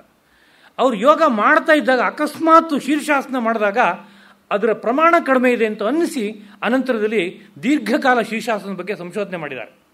ಮಾಡಿದ್ಮೇಲೆ ಅದು ಅತ್ಯುತ್ಕೃಷ್ಟವಾದ ಪರಿಣಾಮವನ್ನು ಕೊಡುತ್ತೆ ಅನ್ನೋ ರೀತಿಯಲ್ಲಿ ಅವ್ರು ಹೇಳ್ತಾರೆ. ನಮ್ಮ ದೇಶದಲ್ಲಿ ಶೀರ್ಷಾಸನದ ಬಗ್ಗೆ ತುಂಬ ಕಾಲದಿಂದ ಪರಂಪರೆಯಲ್ಲಿ ಬಂದಿರುವಂಥ ಅಭಿಪ್ರಾಯ ಏನಪ್ಪ ಅಂದರೆ ತಲೆಗೆ ಸಂಬಂಧಪಟ್ಟಂಥ ಯಾವುದಾದ್ರು ವೇದನೆ ಇದ್ದರೆ ಶೀರ್ಷಾಸನ ಮಾಡಬಾರ್ದು ಅಂತ. ಪರಂಪರೆಯಲ್ಲಿ ಅದನ್ನ ಮಾಡೋಕೆ ಬಿಡ್ತಾ ಇರಲಿಲ್ಲ. ತಲೆಗೆ ಈ ಒಟ್ಟು ತಲೆಗೆ ಸಂಬಂಧಪಟ್ಟಂಥ, ಕಿವಿಗೆ ಸಂಬಂಧಪಟ್ಟಂಥ ವೇದನೆ ಇದ್ದರೆ, ಹಲ್ಲಿಗೆ ಸಂಬಂಧಪಟ್ಟಂಥ ತೊಂದರೆ ಇದ್ದರೆ, ಮೂಗಿಗೆ ಸಂಬಂಧಪಟ್ಟಂಥ ತೊಂದರೆ ಇದ್ದರೆ ಯಾವುದೇ ಕಾರಣಕ್ಕೂ ಶೀರ್ಷಾಸನ ಮಾಡಬೇಡಿ ಅಂತ. ಆದರೆ ಅಲ್ಲಿ ಕೊಡ್ತಾ ಇರುವ ಈಗ ಒಂದು ರೀಡಿಂಗ್ ಏನಿದೆ ಅದು ಶೀರ್ಷಾಸನದಲ್ಲಿ ಮೈಗ್ರೇನ್ ಹೆಡೇಕ್ ತುಂಬ ಚೆನ್ನಾಗಿ ಕಡಿಮೆ ಮಾಡುತ್ತೆ ಅನ್ನೋ ರೀತಿಯಲ್ಲಿ. ಅದು ಕಡಿಮೆ ಮಾಡೋದಕ್ಕೆ ಸಾಧ್ಯತೆ ಇದೆ. ಅದಕ್ಕೆ ಕಾರಣ ಯೋಗದ ಪ್ರಕ್ರಿಯೆ ಒಳಗಡೆ ಪ್ರವೇಶ ಮಾಡಿ ನೋಡಿದಾಗ ಅದು ಪಿತ್ತವನ್ನು ಶಮನ ಮಾಡುತ್ತೆ. ಅದು ಮೈಗ್ರೇನ್ ಹೆಡೇಕ್ ಅನ್ನೋದು ಪ್ರಧಾನವಾಗಿ ಪಿತ್ತೋದ್ರೇಕ ಆಗಿ ಬರುವಂತಹ ಒಂದು ರೋಗ ಅಂತ ಅನಿಸುತ್ತೆ. ಹಾಗನ್ಸುತ್ತೆ. ಕಾರಣ ಅದರ ಲಕ್ಷಣಗಳನ್ನೆಲ್ಲ ನೋಡಿದಾಗ ಆಯುರ್ವೇದ ಭಾಷೆಯ ಜೊತೆಗೆ ಅದನ್ನು ಹೊಂದಿಸಿದಾಗ ಇದು ಪಿತ್ತೋದ್ರೇಕದ ಕಾರಣದಿಂದ ಬರ್ತಾ ಇರುವಂಥ ಸಮಸ್ಯೆ ಅಂತ. ಪಿತ್ತವನ್ನು ಶಮನ ಮಾಡುತ್ತೆ ಶೀರ್ಷಾಸನ, ಅದಕ್ಕೆ ಆ ಯೋಗ್ಯತೆ ಇದೆ. ಅದರಿಂದ ಕಡಿಮೆ ಆಗೋದು ಹೌದು ಅನ್ನೋದ್ರಲ್ಲಿ ಏನೂ ಸಂಶಯ ಇಲ್ಲ. ಮಧ್ಯದಲ್ಲಿ ಬೇರೆ ಬೇರೆ ಕಡೆ ಹೋಗ್ತಾ ಇದ್ದೀನಿ ನಾನು. ಹೀಗೆ ಬೇಕಾದಷ್ಟು ಸಂಶೋಧನೆಗಳನ್ನು ಮಾಡಿದ್ದಾರೆ, ಅಷ್ಟೇ ಸಮಸ್ಯೆಗಳು ಬೇಕಾದಷ್ಟು ಬೆಳೆದಿದೆ ಅನ್ನೋ ರೀತಿಯಾದ ವಿಷಯ ಇದೆ. ಇಂಥ ಯೋಗದ ಬಗ್ಗೆ ಈ ಪ್ರವಚನ ಮಾಲಿಕೆಯಲ್ಲಿ ನಾನು ಪ್ರಧಾನವಾಗಿ ಮಹರ್ಷಿಗಳು ಕೊಟ್ಟಂತಹ ಒಂದು ದೃಷ್ಟಿಕೋನ ಯೋಗದ ಬಗ್ಗೆ ಹೇಗಿದೆ ಅದನ್ನು ನಾನು ನನ್ನ ಗುರು ಅಷ್ಟಾಂಗ ಯೋಗ ವಿಜ್ಞಾನ ಮಂದಿರ ಶ್ರೀರಂಗ ಮಹಾಗುರುಗಳು ಅವರ ಶಿಷ್ಯರ ಒಂದು ಬುದ್ಧಿಭೂಮಿಕೆಗೆ ಬಿತ್ತಿರುವಂತಹ ನೋಟ ಏನು, ಅದರ ಹಿನ್ನೆಲೆಯಲ್ಲಿ ನನ್ನ ಮನಸ್ಸಿಗೆ ಏನು ಬಂದಿದೆ ಅದನ್ನು ನಾನು ಇಲ್ಲಿ ಪ್ರಸ್ತುತಗೊಳಿಸ್ತಾ ಇದ್ದೀನಿ. ಪರಿಚಯ ಕೊಡೋರು ತುಂಬ ದೊಡ್ಡ ದೊಡ್ಡ ಭಾಷೆಯನ್ನು ನನ್ನ ಬಗ್ಗೆ ಬಳಸಿದರು. ಆ ಥರ ತುಂಬ ದೊಡ್ಡ ವಿದ್ವತ್ತಾಗಲಿ ಸಾಮರ್ಥ್ಯ ಆಗಲಿ ನನಗಿದೆ ಅಂತ ಅರ್ಥ ಅಲ್ಲ. ಆದರೆ ಕೆಲಸ ಮಾಡಬೇಕು ಅನ್ನೋ ಪ್ರವೃತ್ತಿ ಇದೆ. ಆ ನಿರ್ದಲ್ಲಿ ಯಥಾಶಕ್ತಿ ಕೆಲಸ ಮಾಡ್ತಾ ಇದ್ದೀನಿ. ಅದಕ್ಕೆ ಕಾರಣ ಎಲ್ಲ ಸಹೃದಯರು, ತಮ್ಮಂಥವರು. ಕೇಳ್ತೀರಿ ಅಂತಂದರೆ ಎರಡು ಮಾತಾಡೋಣ ಅನ್ನೋ ಪ್ರವೃತ್ತಿ ಬರುತ್ತೆ. ಅದರಿಂದ ಅದಕ್ಕೆಲ್ಲ ಪ್ರೋತ್ಸಾಹಕರಾಗಿ ಸಹೃದಯರೇ ಕಾರಣ ಅಂತ ನೆನಪಿಸ್ಕೋತೀನಿ ಹಾರ್ದವಾಗಿ. ಮಾನವ ಮತ್ತು ಯೋಗ ಅಂತನ್ನುವಾಗ ಹೊರಗಡೆಯಿಂದ ನೋಡಿದಾಗ ವಿಮರ್ಶೆ ಮಾಡುವವರೆಲ್ಲ ಏನಂತಾರೆ ಅಂದರೆ ಯಾವುದೋ ಕಾಲದಲ್ಲಿ ಯೋಗ ಬೆಳೀತು ಅಂತ ಹೇಳ್ತಾರೆ. ಆದರೆ ನಮ್ಮ ಗೀತೆ ಹೇಳುತ್ತೆ ಸಕಾಲೇನೇಹ ಮಹತ ಯೋಗವ ನಷ್ಟ ಪರಂತಪ ಅಂತ. ಎಷ್ಟೋ ಕಾಲದ ಹಿಂದೆ ಯೋಗ ನಷ್ಟ ಆಗಿದೆ ಅಂತ ಹೇಳ್ತಾ ಇದ್ದಾರೆ. ಅದು ಯಾವುದೋ ಕಾಲದಲ್ಲಿ ವೃದ್ಧಿ ಆಗ್ತಾ ಇದೆ ಅಂತ ಹೇಳ್ತಾ ಇಲ್ಲ, ಅದು ಕ್ರಮೇಣ ನಾಶ ಆಗ್ತಾ ಇದೆ ಅಂತ. ನಾಶ ಆಗಿದೆ, ಆಗ್ತಾ ಇದೆ ಅಂತ ಅಂದರೆ ಅದಕ್ಕೆ ಅರ್ಥ ಏನಪ್ಪ ಅಂದರೆ ಒಂದು ಕಾಲದಲ್ಲಿ ಸಮೃದ್ಧವಾಗಿ ಬೆಳಗ್ತು ದೇಶದಾದ್ಯಂತ ಅನ್ನೋ ಅಭಿಪ್ರಾಯ ಇದೆ. ಈ ದೃಷ್ಟಿಕೋನವನ್ನು ಇಟ್ಕೊಂಡು ನೋಡಬೇಕಾಗಿದೆ. ಕಾರಣ ಆಧುನಿಕ ವಿಮರ್ಶಕರು ಅನೇಕರು ಯೋಗಿಕ್ ಹಿಸ್ಟ್ರಿ ಅನ್ನೋ ಹೆಸರಿನಲ್ಲಿ ಅದು 1000 ವರ್ಷದ ಹಿಂದೆ ಬಂದಿದೆ, 2000 ವರ್ಷದ ಹಿಂದೆ ಬಂದಿದೆ, 3000 ವರ್ಷದ ಬಂದಿದೆ ಅನ್ನೋ ರೀತಿಯಾದಂಥ ಮಾತುಗಳನ್ನು ಆಡ್ತಾರೆ.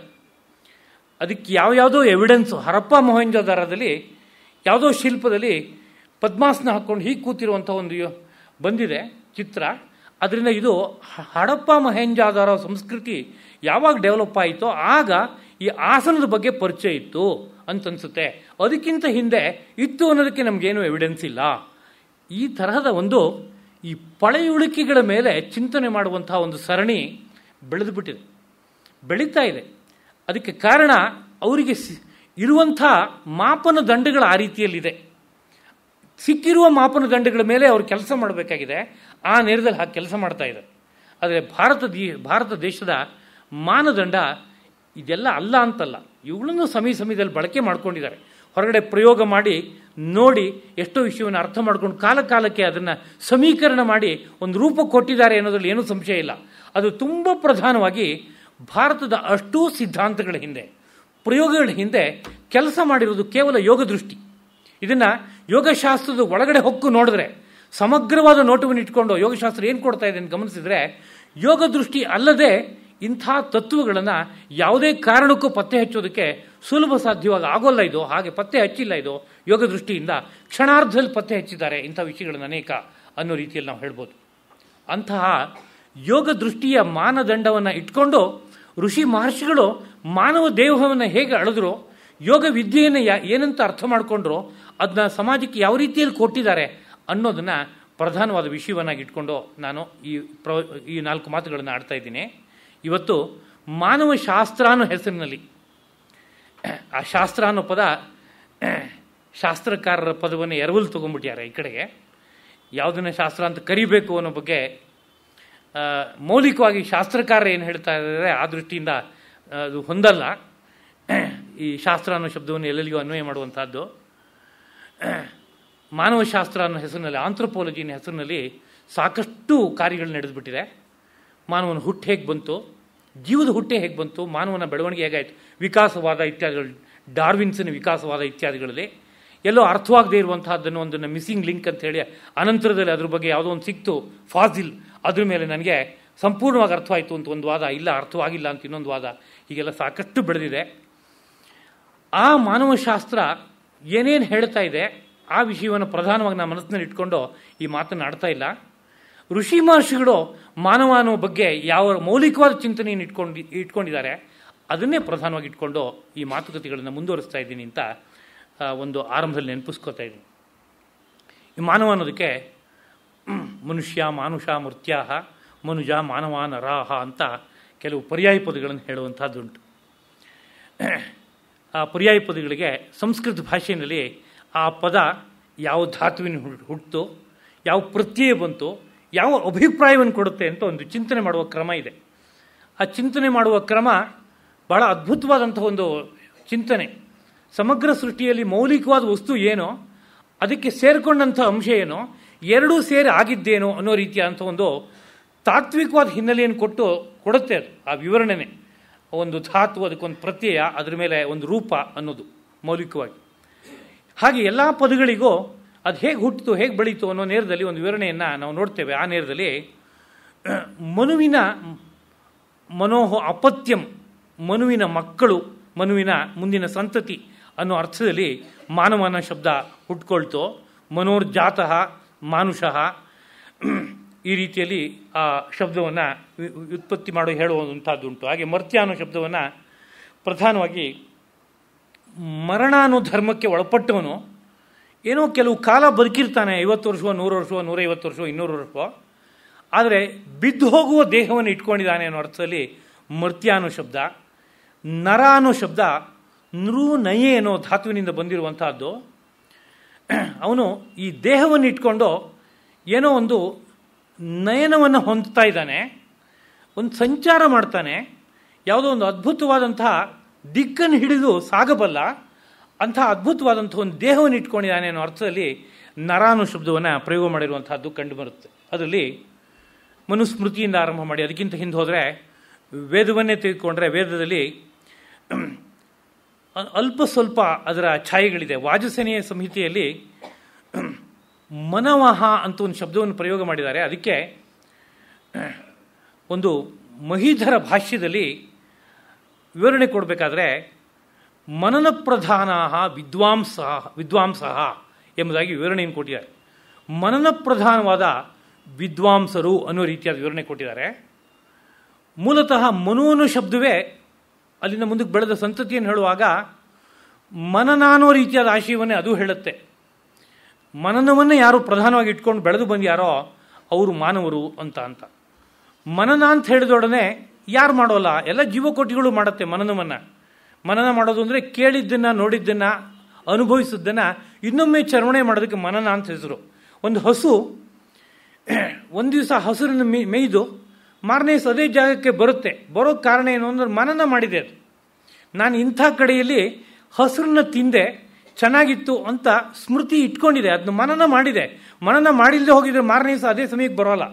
ಹಾಗೆ ನಾವು ಏನಾದ್ರು 12 ಗಂಟೆಗೆ ಸರಿಯಾಗಿ ಯಾವುದಾದ್ರು ಪ್ರಾಣಿಗಳಿಗೆ ಆಹಾರ ಕೊಡ್ತೀವಿ ಅಂತಂದರೆ ಅದು ಯಾವುದೋ ರೀತಿಯಲ್ಲಿ ಮನನ ಮಾಡಿ ಮಾರನೇ ದಿವಸ 12 ಗಂಟೆಗೆ ನಮ್ಮ ಹತ್ರ ಬರುತ್ತೆ.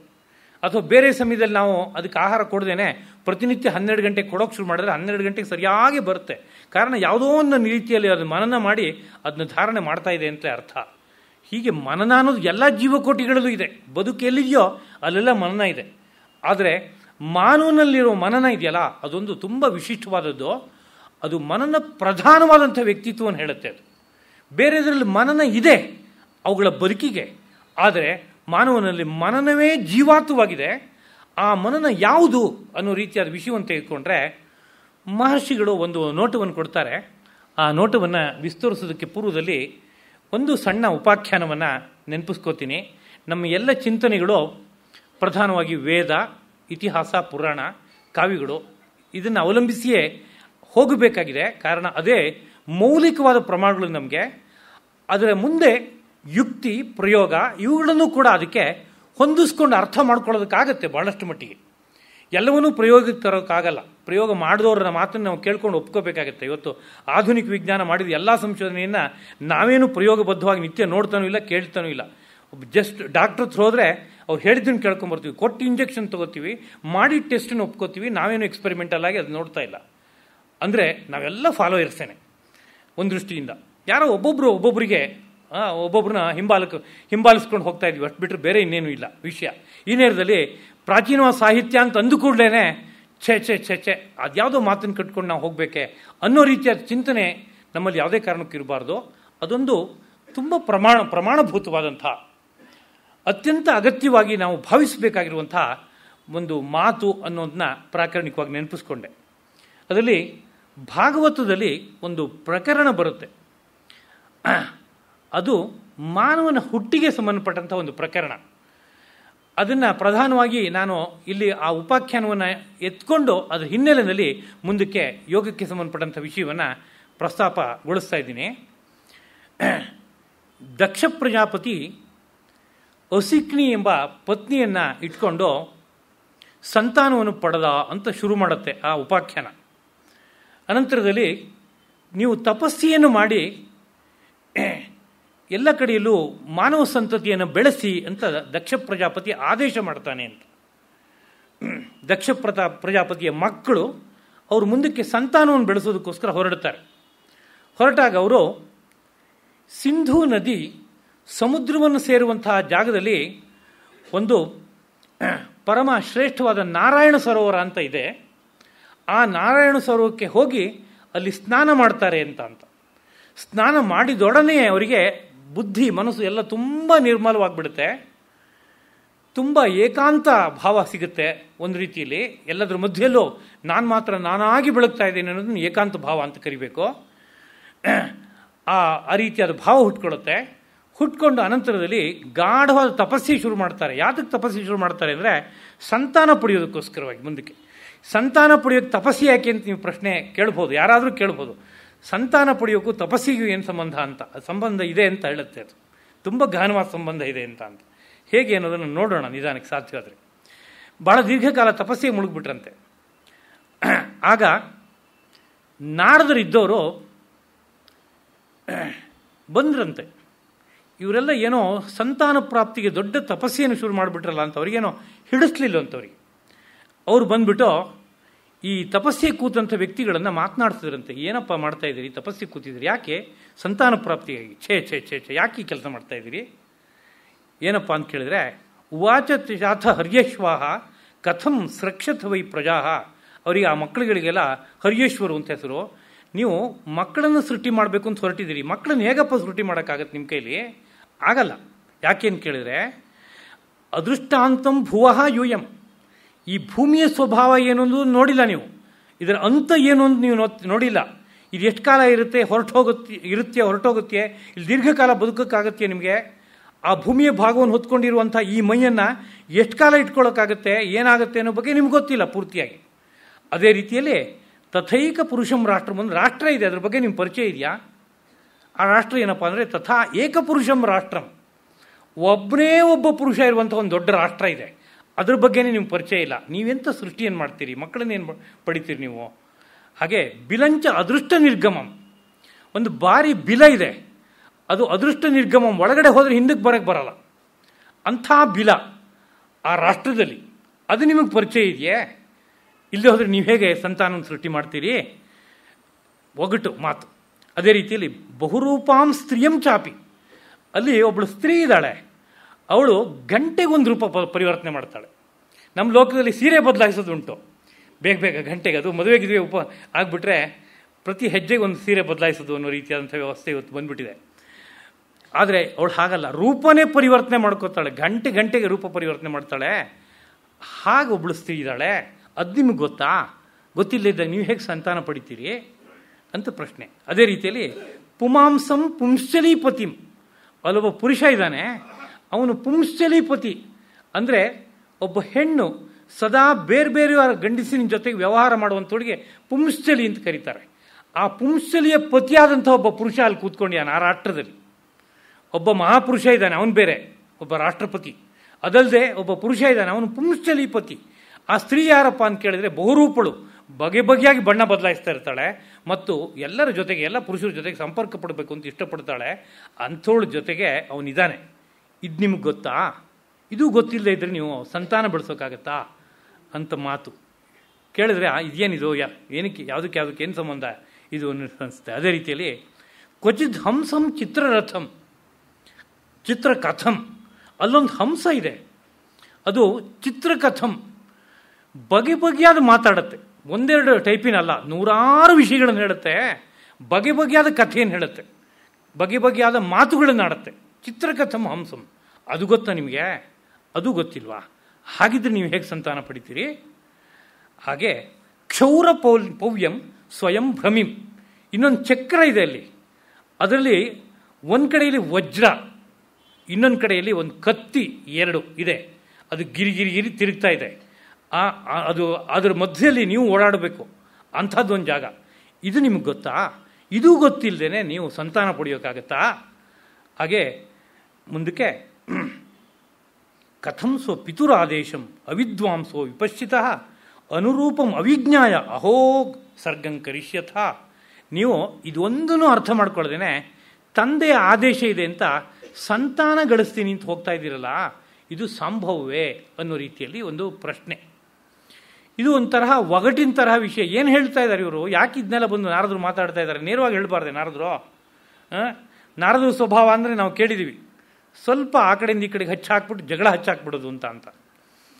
ಆದರೆ ಅವರು ಮಹರ್ಷಿಗಳೊಬ್ಬರು, ತುಂಬ ದೊಡ್ಡ ಮಹರ್ಷಿಗಳು, 3 ಲೋಕ ಸಂಚಾರವನ್ನು ಮಾಡುವಂತಹ ಅದ್ಭುತವಾದಂಥ ವ್ಯಕ್ತಿತ್ವ ಅವರು. ಅವರು ಈ ಥರ ಒಗಟನ್ನು ಮಾತಾಡಿದ್ರೆ ನಮಗದು ಒಗಟಾಗಿರ್ಬೋದು, ಆದರೆ ಕೇಳಿದ ಹರಿಯಕ್ಷವರಿಗೆ ಆ ರೀತಿಯಲ್ಲಿ ಅನ್ನಿಸ್ಲಿಲ್ವಂತೆ. ಕಾರಣ ಅವರಿಗೆ ಹುಟ್ಟಿ ಸ್ವಲ್ಪ ಹೊತ್ತಿನಲ್ಲೇ ಎಷ್ಟೋ ವಿಷಯಗಳು ಗೊತ್ತಾಗೋ ತರಹ ಇತ್ತು, ಬುದ್ಧಿನಲ್ಲಿ ಸ್ಫೂರ್ತಿ ಆಗಿತ್ತು. ಅದ್ರ ಕಾರಣದಿಂದ ಈ ಒಗಟನ್ನು ಅವ್ರು ಅರ್ಥ ಮಾಡ್ಕೊಂಬಿಟ್ರಂತೆ. ಏನು ಅರ್ಥ ಮಾಡ್ಕೊಂಡ್ರು ಅಂತ ಕೇಳಿದರೆ, ಈ ಭೂಮಿನಲ್ಲಿ ಒಂದು ಸ್ವಭಾವ ಇದೆ. ಏನಪ್ಪ ಅಂದರೆ, ಎಷ್ಟೋ ಕಾಲ ಇರುತ್ತೆ, ಹೊರಟೋಗುತ್ತೆ. ಈ ಮೈನಲ್ಲೂ ಕೂಡ ಒಂದು ಪೃಥ್ವಿ ಭಾಗ ಇದೆ, ಪಾರ್ಥಿವ ಶರೀರ. ಇದು ಎಷ್ಟೋ ಕಾಲ ಇರುತ್ತೆ, ಬಿದ್ದು ಹೋಗುತ್ತೆ. ಇದ್ರ ಸ್ವಭಾವ ಅಂತೂ ಒಂದಂಶ. ಇದರಲ್ಲಿ ಒಬ್ಬ ರಾಷ್ಟ್ರಪುರುಷ ಇದ್ದಾನೆ ಅಂತಂದರೆ, ಇಡೀ ದೇಹವನ್ನು ಪ್ರಧಾನವಾಗಿ ಇಟ್ಕೊಂಡು ಕೂತ್ಕೊಂಡಿರುವಂಥ, ಇದು ನನ್ನ ದೇಹ, ನಾನು ಇದರಲ್ಲಿ ಸುಖ ಪಡಬೇಕು, ನನಗಾಗಿದೆ ಅಂತ ಬಂದವನು ಯಾರಪ್ಪ ಅಂದರೆ ಒಬ್ಬ ಪರಮಾತ್ಮ ಅಂತ ಕರೆಸ್ಕೊಳ್ಳುವಂಥ ಒಂದು ತತ್ವ. ಅವನು ರಾಷ್ಟ್ರಪುರುಷ ಇದರಲ್ಲಿ ನೆಲೆಸಿದ್ದಾನೆ. ಅದೇ ರೀತಿಯಲ್ಲಿ ಮುಂದಕ್ಕೆ ಹಿಂದಿರುಗಲಾಗದ ಒಂದು ಬಿಲ ಇದೆ ಇದರೊಳಗಡೆಗೆ ಅಂತಂದರೆ, ಈ ದೇಹದೊಳಗಡೆಗೆ ಒಂದು ಬಿಲ ಇದೆಯಂತೆ. ದೇಹದೊಳಗಡೆ ಬಿಲ ಅನ್ನೋ ಭಾಷೆ ಅದು ಯೋಗಕ್ಷೇತ್ರಕ್ಕೆ ಸಂಬಂಧಪಟ್ಟಂಥ ಭಾಷೆ. ಬೆನ್ನುಮೂಳೆ ಒಳಗಡೆಗೆ ಇರುವಂತಹ ಸುಷುಮ್ನ ಅನ್ನೋ ರೀತಿಯಾದಂಥ ನಾಡಿಯನ್ನು ಬಿಲ ಅನ್ನೋ ರೀತಿಯ ಹೆಸರಿನಲ್ಲಿ ಕರೀತಾರೆ ಯೋಗಶಾಸ್ತ್ರದಲ್ಲಿ. ಅದು ಬಹಳ ದೂರಕ್ಕೆ ಸಂಚರಿಸುವಂತಹ ಒಂದು ಬಿಲ, ಬಹಳ ದೂರ ಒಂಟಿಯಾಗಿ ಹೋಗಬೇಕಾಗಿರುವಂಥ ಒಂದು ಬಿಲ. ಜೊತೆಗೆ ಯಾರನ್ನಾರು ಕರ್ಕೊಂಡು ಹೋದ್ರು ಯಾವುದೋ ಒಂದು ಹಂತದಲ್ಲಿ ಕೈ ಬಿಟ್ಟು ಒಂಟಿಯಾಗಿ ಮುಂದಕ್ಕೆ ಹೋಗಬೇಕಾಗಿರುವಂಥ ಒಂದು ಬಿಲ. ಹೀಗೆ ಬಗೆ ಬಗೆಯಾಗಿ ಅದನ್ನು ಕೊಂಡಾಡ್ತಾರೆ ಆ ಬಿಲದ ಬಗ್ಗೆ. ಅಂಥದ್ದೊಂದು ಬಿಲ ಇದೆ. ಆ ಬಿಲ್ದ ಒಳಗಡೆ ಹೋದರೆ ಹಿಂದಕ್ಕೆ ಬರೋಕ್ಕೆ ಗೊತ್ತಾಗಲ್ವಂತೆ. ಯಾಕೆಂತ ಕೇಳಿದ್ರೆ, ಆ ನಾಡಿ ಒಳಗಡೆಗೆ ಸಂಚಾರ ಮಾಡಿ ಒಳಗಡೆ ಹೋದರೆ ಹಿಂದಕ್ಕೆ ಬರಬೇಕು ಅಂತ ಅನ್ಸಲ್ಲ. ಬರಬೇಕು ಅಂತ ಅನ್ಸಿರ್ತಾನೆ ಬರೋಕ್ಕಾಗೋದು. ಯಾರೋ ವ್ಯಕ್ತಿಗೆ ತುಂಬ ಇಷ್ಟಪಟ್ಟಿದ್ದಕ್ಕಿಂತ ಹೆಚ್ಚು ಆನಂದ ಸಿಗ್ತಾ ಹೋದರೆ ಅವನು ಹಳೆದನ್ನೆಲ್ಲ ಕಳ್ಚ್ಕೋತ ಹೊಸ ಗಂಟ್ಕೋತ ಹೋಗ್ತಾನೆ. ಮನುಷ್ಯನ ಸ್ವಭಾವ ಅದು. ಹಾಗೇನೆ ತನ್ನೊಳಗಡೆಗೇನೆ ಒಂದು ಅತ್ಯದ್ಭುತವಾದ ಆನಂದದ ಅನುಭವವನ್ನು ಪಡಿತಾ ಮುಂದಕ್ಕೆ ಸಾಕ್ತಾನೆ ಅಂತಂದರೆ ಹಿಂದಕ್ಕೆ ಬರೋಕ್ಕಾಗಲ್ಲ ಅವನಿಗೆ. ಆದ್ದರಿಂದ ಹಿಂದಕ್ಕೆ ಆಗದ ಹಿಂದಕ್ಕೆ ಬರೋದಕ್ಕೆ ಬೇಕಾದ ಮಾರ್ಗವಿಲ್ಲದ ಒಂದು ಬಿಲ ಈ ಮೈಯೊಳಗಡೆ ಇದೆ. ಇದು ನನಗೆ ಗೊತ್ತೇ ಅಂತ ಅವರು ಪ್ರಶ್ನಿಸ್ತಾ ಇದ್ದಾರೆ ಅಂತ ಭಾವಿಸ್ಕೊಂಡ್ರು. ಅದೇ ರೀತಿಯಲ್ಲಿ ಇಲ್ಲಿ ಬಹುರೂಪವಾದಂಥ ಒಂದು ಸ್ತ್ರೀ ಇದ್ದಾಳೆ ಅಂತಂದರೆ ಈ ರಾಷ್ಟ್ರದಲ್ಲಿ ಅದು ಬುದ್ಧಿ ಸ್ವಭಾವ ಏನೋ ಬೇರೆ ನಿರ್ಣಯಗಳನ್ನು ಮಾಡ್ಕೋತಾ ಇರುತ್ತೆ, ಸ್ವರೂಪ ಪರಿವರ್ತನೆ ಮಾಡ್ಕೋತಾ ಇರುತ್ತೆ, ಬೇರೆ ರೀತಿಯಾದ ಭಾವಗಳಿಗೆಲ್ಲ ಅವಕಾಶ ಕೊಡುತ್ತೆ, ಕ್ಷಣಕ್ಕೆ ಹೊಸ ರೂಪವನ್ನು ತಗೋತಾ ಇರುತ್ತೆ. ನಮ್ಮ ಬುದ್ಧಿಯನ್ನು ನಾವೇ ನೋಡ್ಕೊಂಡ್ರೆ ಗೊತ್ತಾಗುತ್ತೆ. ಬುದ್ಧಿ ನೆಟ್ಗಿಟ್ಕೋ ಅಂತ ಹೇಳ್ತೀವಿ ನಾವು. ಅಂದರೆ ತಾತ್ಪರ್ಯ ಏನು? ಸೊಟ್ಟಾಗಿದೆ ಅಂತ ಅರ್ಥ. ಅದಕ್ಕೆ ಎಷ್ಟು ಥರ ಸೊಟ್ಟಾಗಿದೆ ಹೇಳೋಕ್ಕಾಗಲ್ಲ. ಪ್ರತಿ ನಿಮಿಷಕ್ಕೂ ಒಂದೊಂದು ಥರ ಹೊಸ ರೂಪವನ್ನು ತಳ್ಕೋತ ಹೋಗ್ತಾ ಇದೆ. ಅದರಿಂದ ಬಹುರೂಪವಾದಂಥ ಈ ಬುದ್ಧಿ ಇದೆ ಇದರಲ್ಲಿ. ಹಾಗೆಯೇ ಪುಂಶ್ಚಲೀಪತಿ ಒಬ್ಬ ಇದ್ದಾನೆ ಅಂತ. ಪುಂಶ್ಚಲೀಪತಿ ಯಾರಪ್ಪ ಅಂತ ಕೇಳಿದರೆ ಜೀವ. ಆ ಜೀವ ಈ ಬುದ್ಧಿ ಜೊತೆಗೆ ಸೇರ್ಕೊಂಡಿದ್ದಾನೆ. ಈ ಬುದ್ಧಿ ಸದಾ 108 ವಿಷಯಗಳನ್ನು ಆಸ್ವಾದನೆ ಮಾಡ್ತಾ ಇರುತ್ತೆ. ಒಬ್ಬ ಪತಿಯನ್ನು ಇಟ್ಕೊಂಡು ಹಾಗಲ್ಲ, 106 ಜನ ಪುರುಷರನ್ನು ಸೇವಿಸಿದರೆ ಹೇಗೋ ಹಾಗೆ ಬಗೆಯಾದ ವಿಷಯಗಳ ಕಡೆ ನಿರಂತರವಾಗಿ ಬುದ್ಧಿ ಹೋಗ್ತಾ ಇರುತ್ತೆ. ಆದ್ದರಿಂದ ಈ ಬುದ್ಧಿ ಅನ್ನೋದು ಒಬ್ಬ ಪುಂಶ್ಚಲಿ ಇದ್ದ ಹಾಗೆ ಅಂತ. ಅದಕ್ಕೆ ಪತಿಯಾಗಿರೋನು ಯಾರಪ್ಪ ಅಂದ್ರೆ ಜೀವ. ಆ ಜೀವ ಬುದ್ಧಿಯನ್ನು ಇಟ್ಕೊಂಡು ಇಲ್ಲಿ ವ್ಯವಹಾರವನ್ನು ಮಾಡ್ತಾ ಇದ್ದಾನೆ ಅಂತ. ಅದೇ ರೀತಿಯಲ್ಲಿ ಇನ್ನೊಂದು ಸ್ವಲ್ಪ ಮೇಲ್ಗಡೆ ಹೇಳಿರುವಾಗ ಒಂದೆರಡು ವಿಷಯವನ್ನು ಬಿಟ್ಟೆ. ನದೀಂ ಉಭಯತೋ ವಾಹಾಂ. ಇಲ್ಲಿ ಒಳಗಡೆ ಒಂದು ನದಿ ಇದೆ ಈ ರಾಷ್ಟ್ರದಲ್ಲಿ. ಅದು 2 ದಿಕ್ಕಿಗೆ ಹರಿಯುತ್ತೆ. ಅದು ನಿಂಗೆ ಗೊತ್ತಾ ಅಂತ ಪ್ರಶ್ನೆ. ಅದು ಗೊತ್ತಿಲ್ಲ ಅವ್ರು ನೀವು ಸಂತಾನವನ್ನು ಪಡೆಯೋಕ್ಕೆ ಸಾಧ್ಯ ಇಲ್ಲ ಅಂತ. ಈ ದೇಹದೊಳಗಡೆಗೆ ಅಂಥದ್ದೊಂದು ನದಿ ಇದೆಯಂತೆ. ಆ ನದಿಯನ್ನು ಕೆಲವು ಜ್ಞಾನಿಗಳು ಹೇಳ್ತಾರೆ ನಿಮ್ಮ ಮನಸ್ಸು ಅಂತ. ಈ ಮನಸ್ಸಿಗೆ 2 ದಿಕ್ಕಲ್ಲಿ ಹರಿಯುವಂಥ ಒಂದು ನಡೆ ಇದೆಯಂತೆ. ಅದು ಈ ಇಂದ್ರಿಯಗಳ ಮೂಲಕ ಬಾಹ್ಯ ಪ್ರಪಂಚದ ಕಡೆಗೂ ಹೋಗುತ್ತಂತೆ. ಈ ಬಾಹ್ಯ ಪ್ರಪಂಚದ ಪರಿವೆಯನ್ನು ಸಂಪೂರ್ಣವಾಗಿ ಕಳ್ಕೊಂಡು ಇನ್ಯಾವುದೋ ಒಂದು ಒಳ ಪ್ರಪಂಚದ ಕಡೆಗೂ ಹೊರಟೋಗ್ಬಿಡುತ್ತಂತೆ. ಹಾಗೆ 2 ದಿಕ್ಕಿಗೆ ಸಂಚಾರ ಮಾಡುವಂತಹ ನದಿ ಒಂದು ಇದೆಯಂತೆ, ಅದು ಮನಸ್ಸು ಅಂತ ಯೋಗಿಗಳು ಹೇಳ್ತಾರೆ. ಇನ್ನು ಕೆಲವು ವೇದಾಂತಿಗಳು ಹೇಳ್ತಾರೆ ಮಾಯೆ ಅಂತ ಒಂದಿದೆ, ಅದು ಸೃಷ್ಟಿ ವಿಸ್ತಾರಕ್ಕೂ ಸಹಕಾರ ಕೊಡ್ಕೋತಾ ಸೃಷ್ಟಿ ಕಡೆಗೂ ಕರ್ಕೊಂಡು ಹೋಗುತ್ತೆ, ಸೃಷ್ಟಿಯ ಹಿಂದ್ಗಡೆಗೂ ಕರ್ಕೊಂಡು ಹೋಗಿ ಭಗವಂತನ ದರ್ಶನಕ್ಕೂ ಅದು ಸಹಕಾರ ಕೊಡುತ್ತೆ. ಅದರಿಂದ ಮಾಯೆ ಅಂತ ಒಂದು ನದಿ, ಅದು ಉಭಯತೋ ವಾಹ, 2 ದಿಕ್ಕಿಗೆ ಹರಿಯುತ್ತೆ ಅಂತ. ಅದೇ ರೀತಿಯಲ್ಲಿ ಇನ್ನೊಂದು ಅಂಶ, ಪಂಚ ಅದ್ಭುತಂ ಗೃಹಂ. ಇಲ್ಲಿ ನಾವು ಮನೆ ಕಟ್ಟುವಾಗ ಸಿಮೆಂಟ್ ಬೇಕು, ಕಲ್ಲು ಬೇಕು, ಕಬ್ಬಣ ಬೇಕು, ಅನಂತರ ಮರ ಬೇಕು ಅಂತ ಅಲ್ಲೆಲ್ಲ ಲೆಕ್ಕ ಹಾಕ್ತೀವಿ. ಅದನ್ನೆಲ್ಲ ಲೆಕ್ಕ ಹಾಕಿದ್ರೆ 15-20 ವಸ್ತುಗಳೆಲ್ಲ ಬೇಕು ಒಂದು ಮನೆ ಕಟ್ಟಕ್ಕೆ. ಇಲ್ಲಿ ನೀವು ಸಂತಾನ ಬೇಕು ಅಂತ ಅಪೇಕ್ಷೆ ಪಡ್ತೀರಲ್ಲ, ನಿಮಗೆ ಗೃಹದ ಬಗ್ಗೆ ಪರಿಚಯ ಇದೆಯಾ? ಇದನ್ನ ಇಟ್ಕೊಳ್ಳದೆ ಸಂತಾನ ಪಡೆಯೋಕ್ಕಾಗಲ್ಲ. ಯಾವ ಗೃಹದ ಬಗ್ಗೆ ಅಂದರೆ 25 ಪದಾರ್ಥಗಳನ್ನು ಹಾಕಿ ಮಾಡಿರುವಂತಹ ಮನೆ ಬಗ್ಗೆ ನಿಮ್ಗೆ ಪರಿಚಯ ಇದೆಯಾ ಅಂತ ಪ್ರಶ್ನೆ ಕೇಳ್ತಾನೆ. ಅದೇನದು 25 ಪದಾರ್ಥಗಳನ್ನು ಹಾಕಿ ಮಾಡಿರೋ ಮನೆ ಅಂತಂದರೆ, 25 ತತ್ವಗಳಿಂದ ಕೂಡಿರುವಂತಹ ಈ ದೇಹ, 24 ಪ್ರಕೃತಿ ತತ್ವ, ಒಂದು ಪುರುಷ ತತ್ವ, ಒಟ್ಟು 25 ತತ್ವಗಳಿಂದ ಕೂಡಿದಾಗ ಒಂದು ಮನೆ ಆಗತ್ತಂತೆ, ದೇಹ ಆಗುತ್ತೆ. ಇದ್ರ ಬಗ್ಗೆ ನಿಂಗೆ ಪರಿಚಯ ಇದೆಯಾ ಅಂತ ಈ ನಾರದ ನನ್ನ ಕೇಳ್ತಾ ಇದ್ದಾನೆ.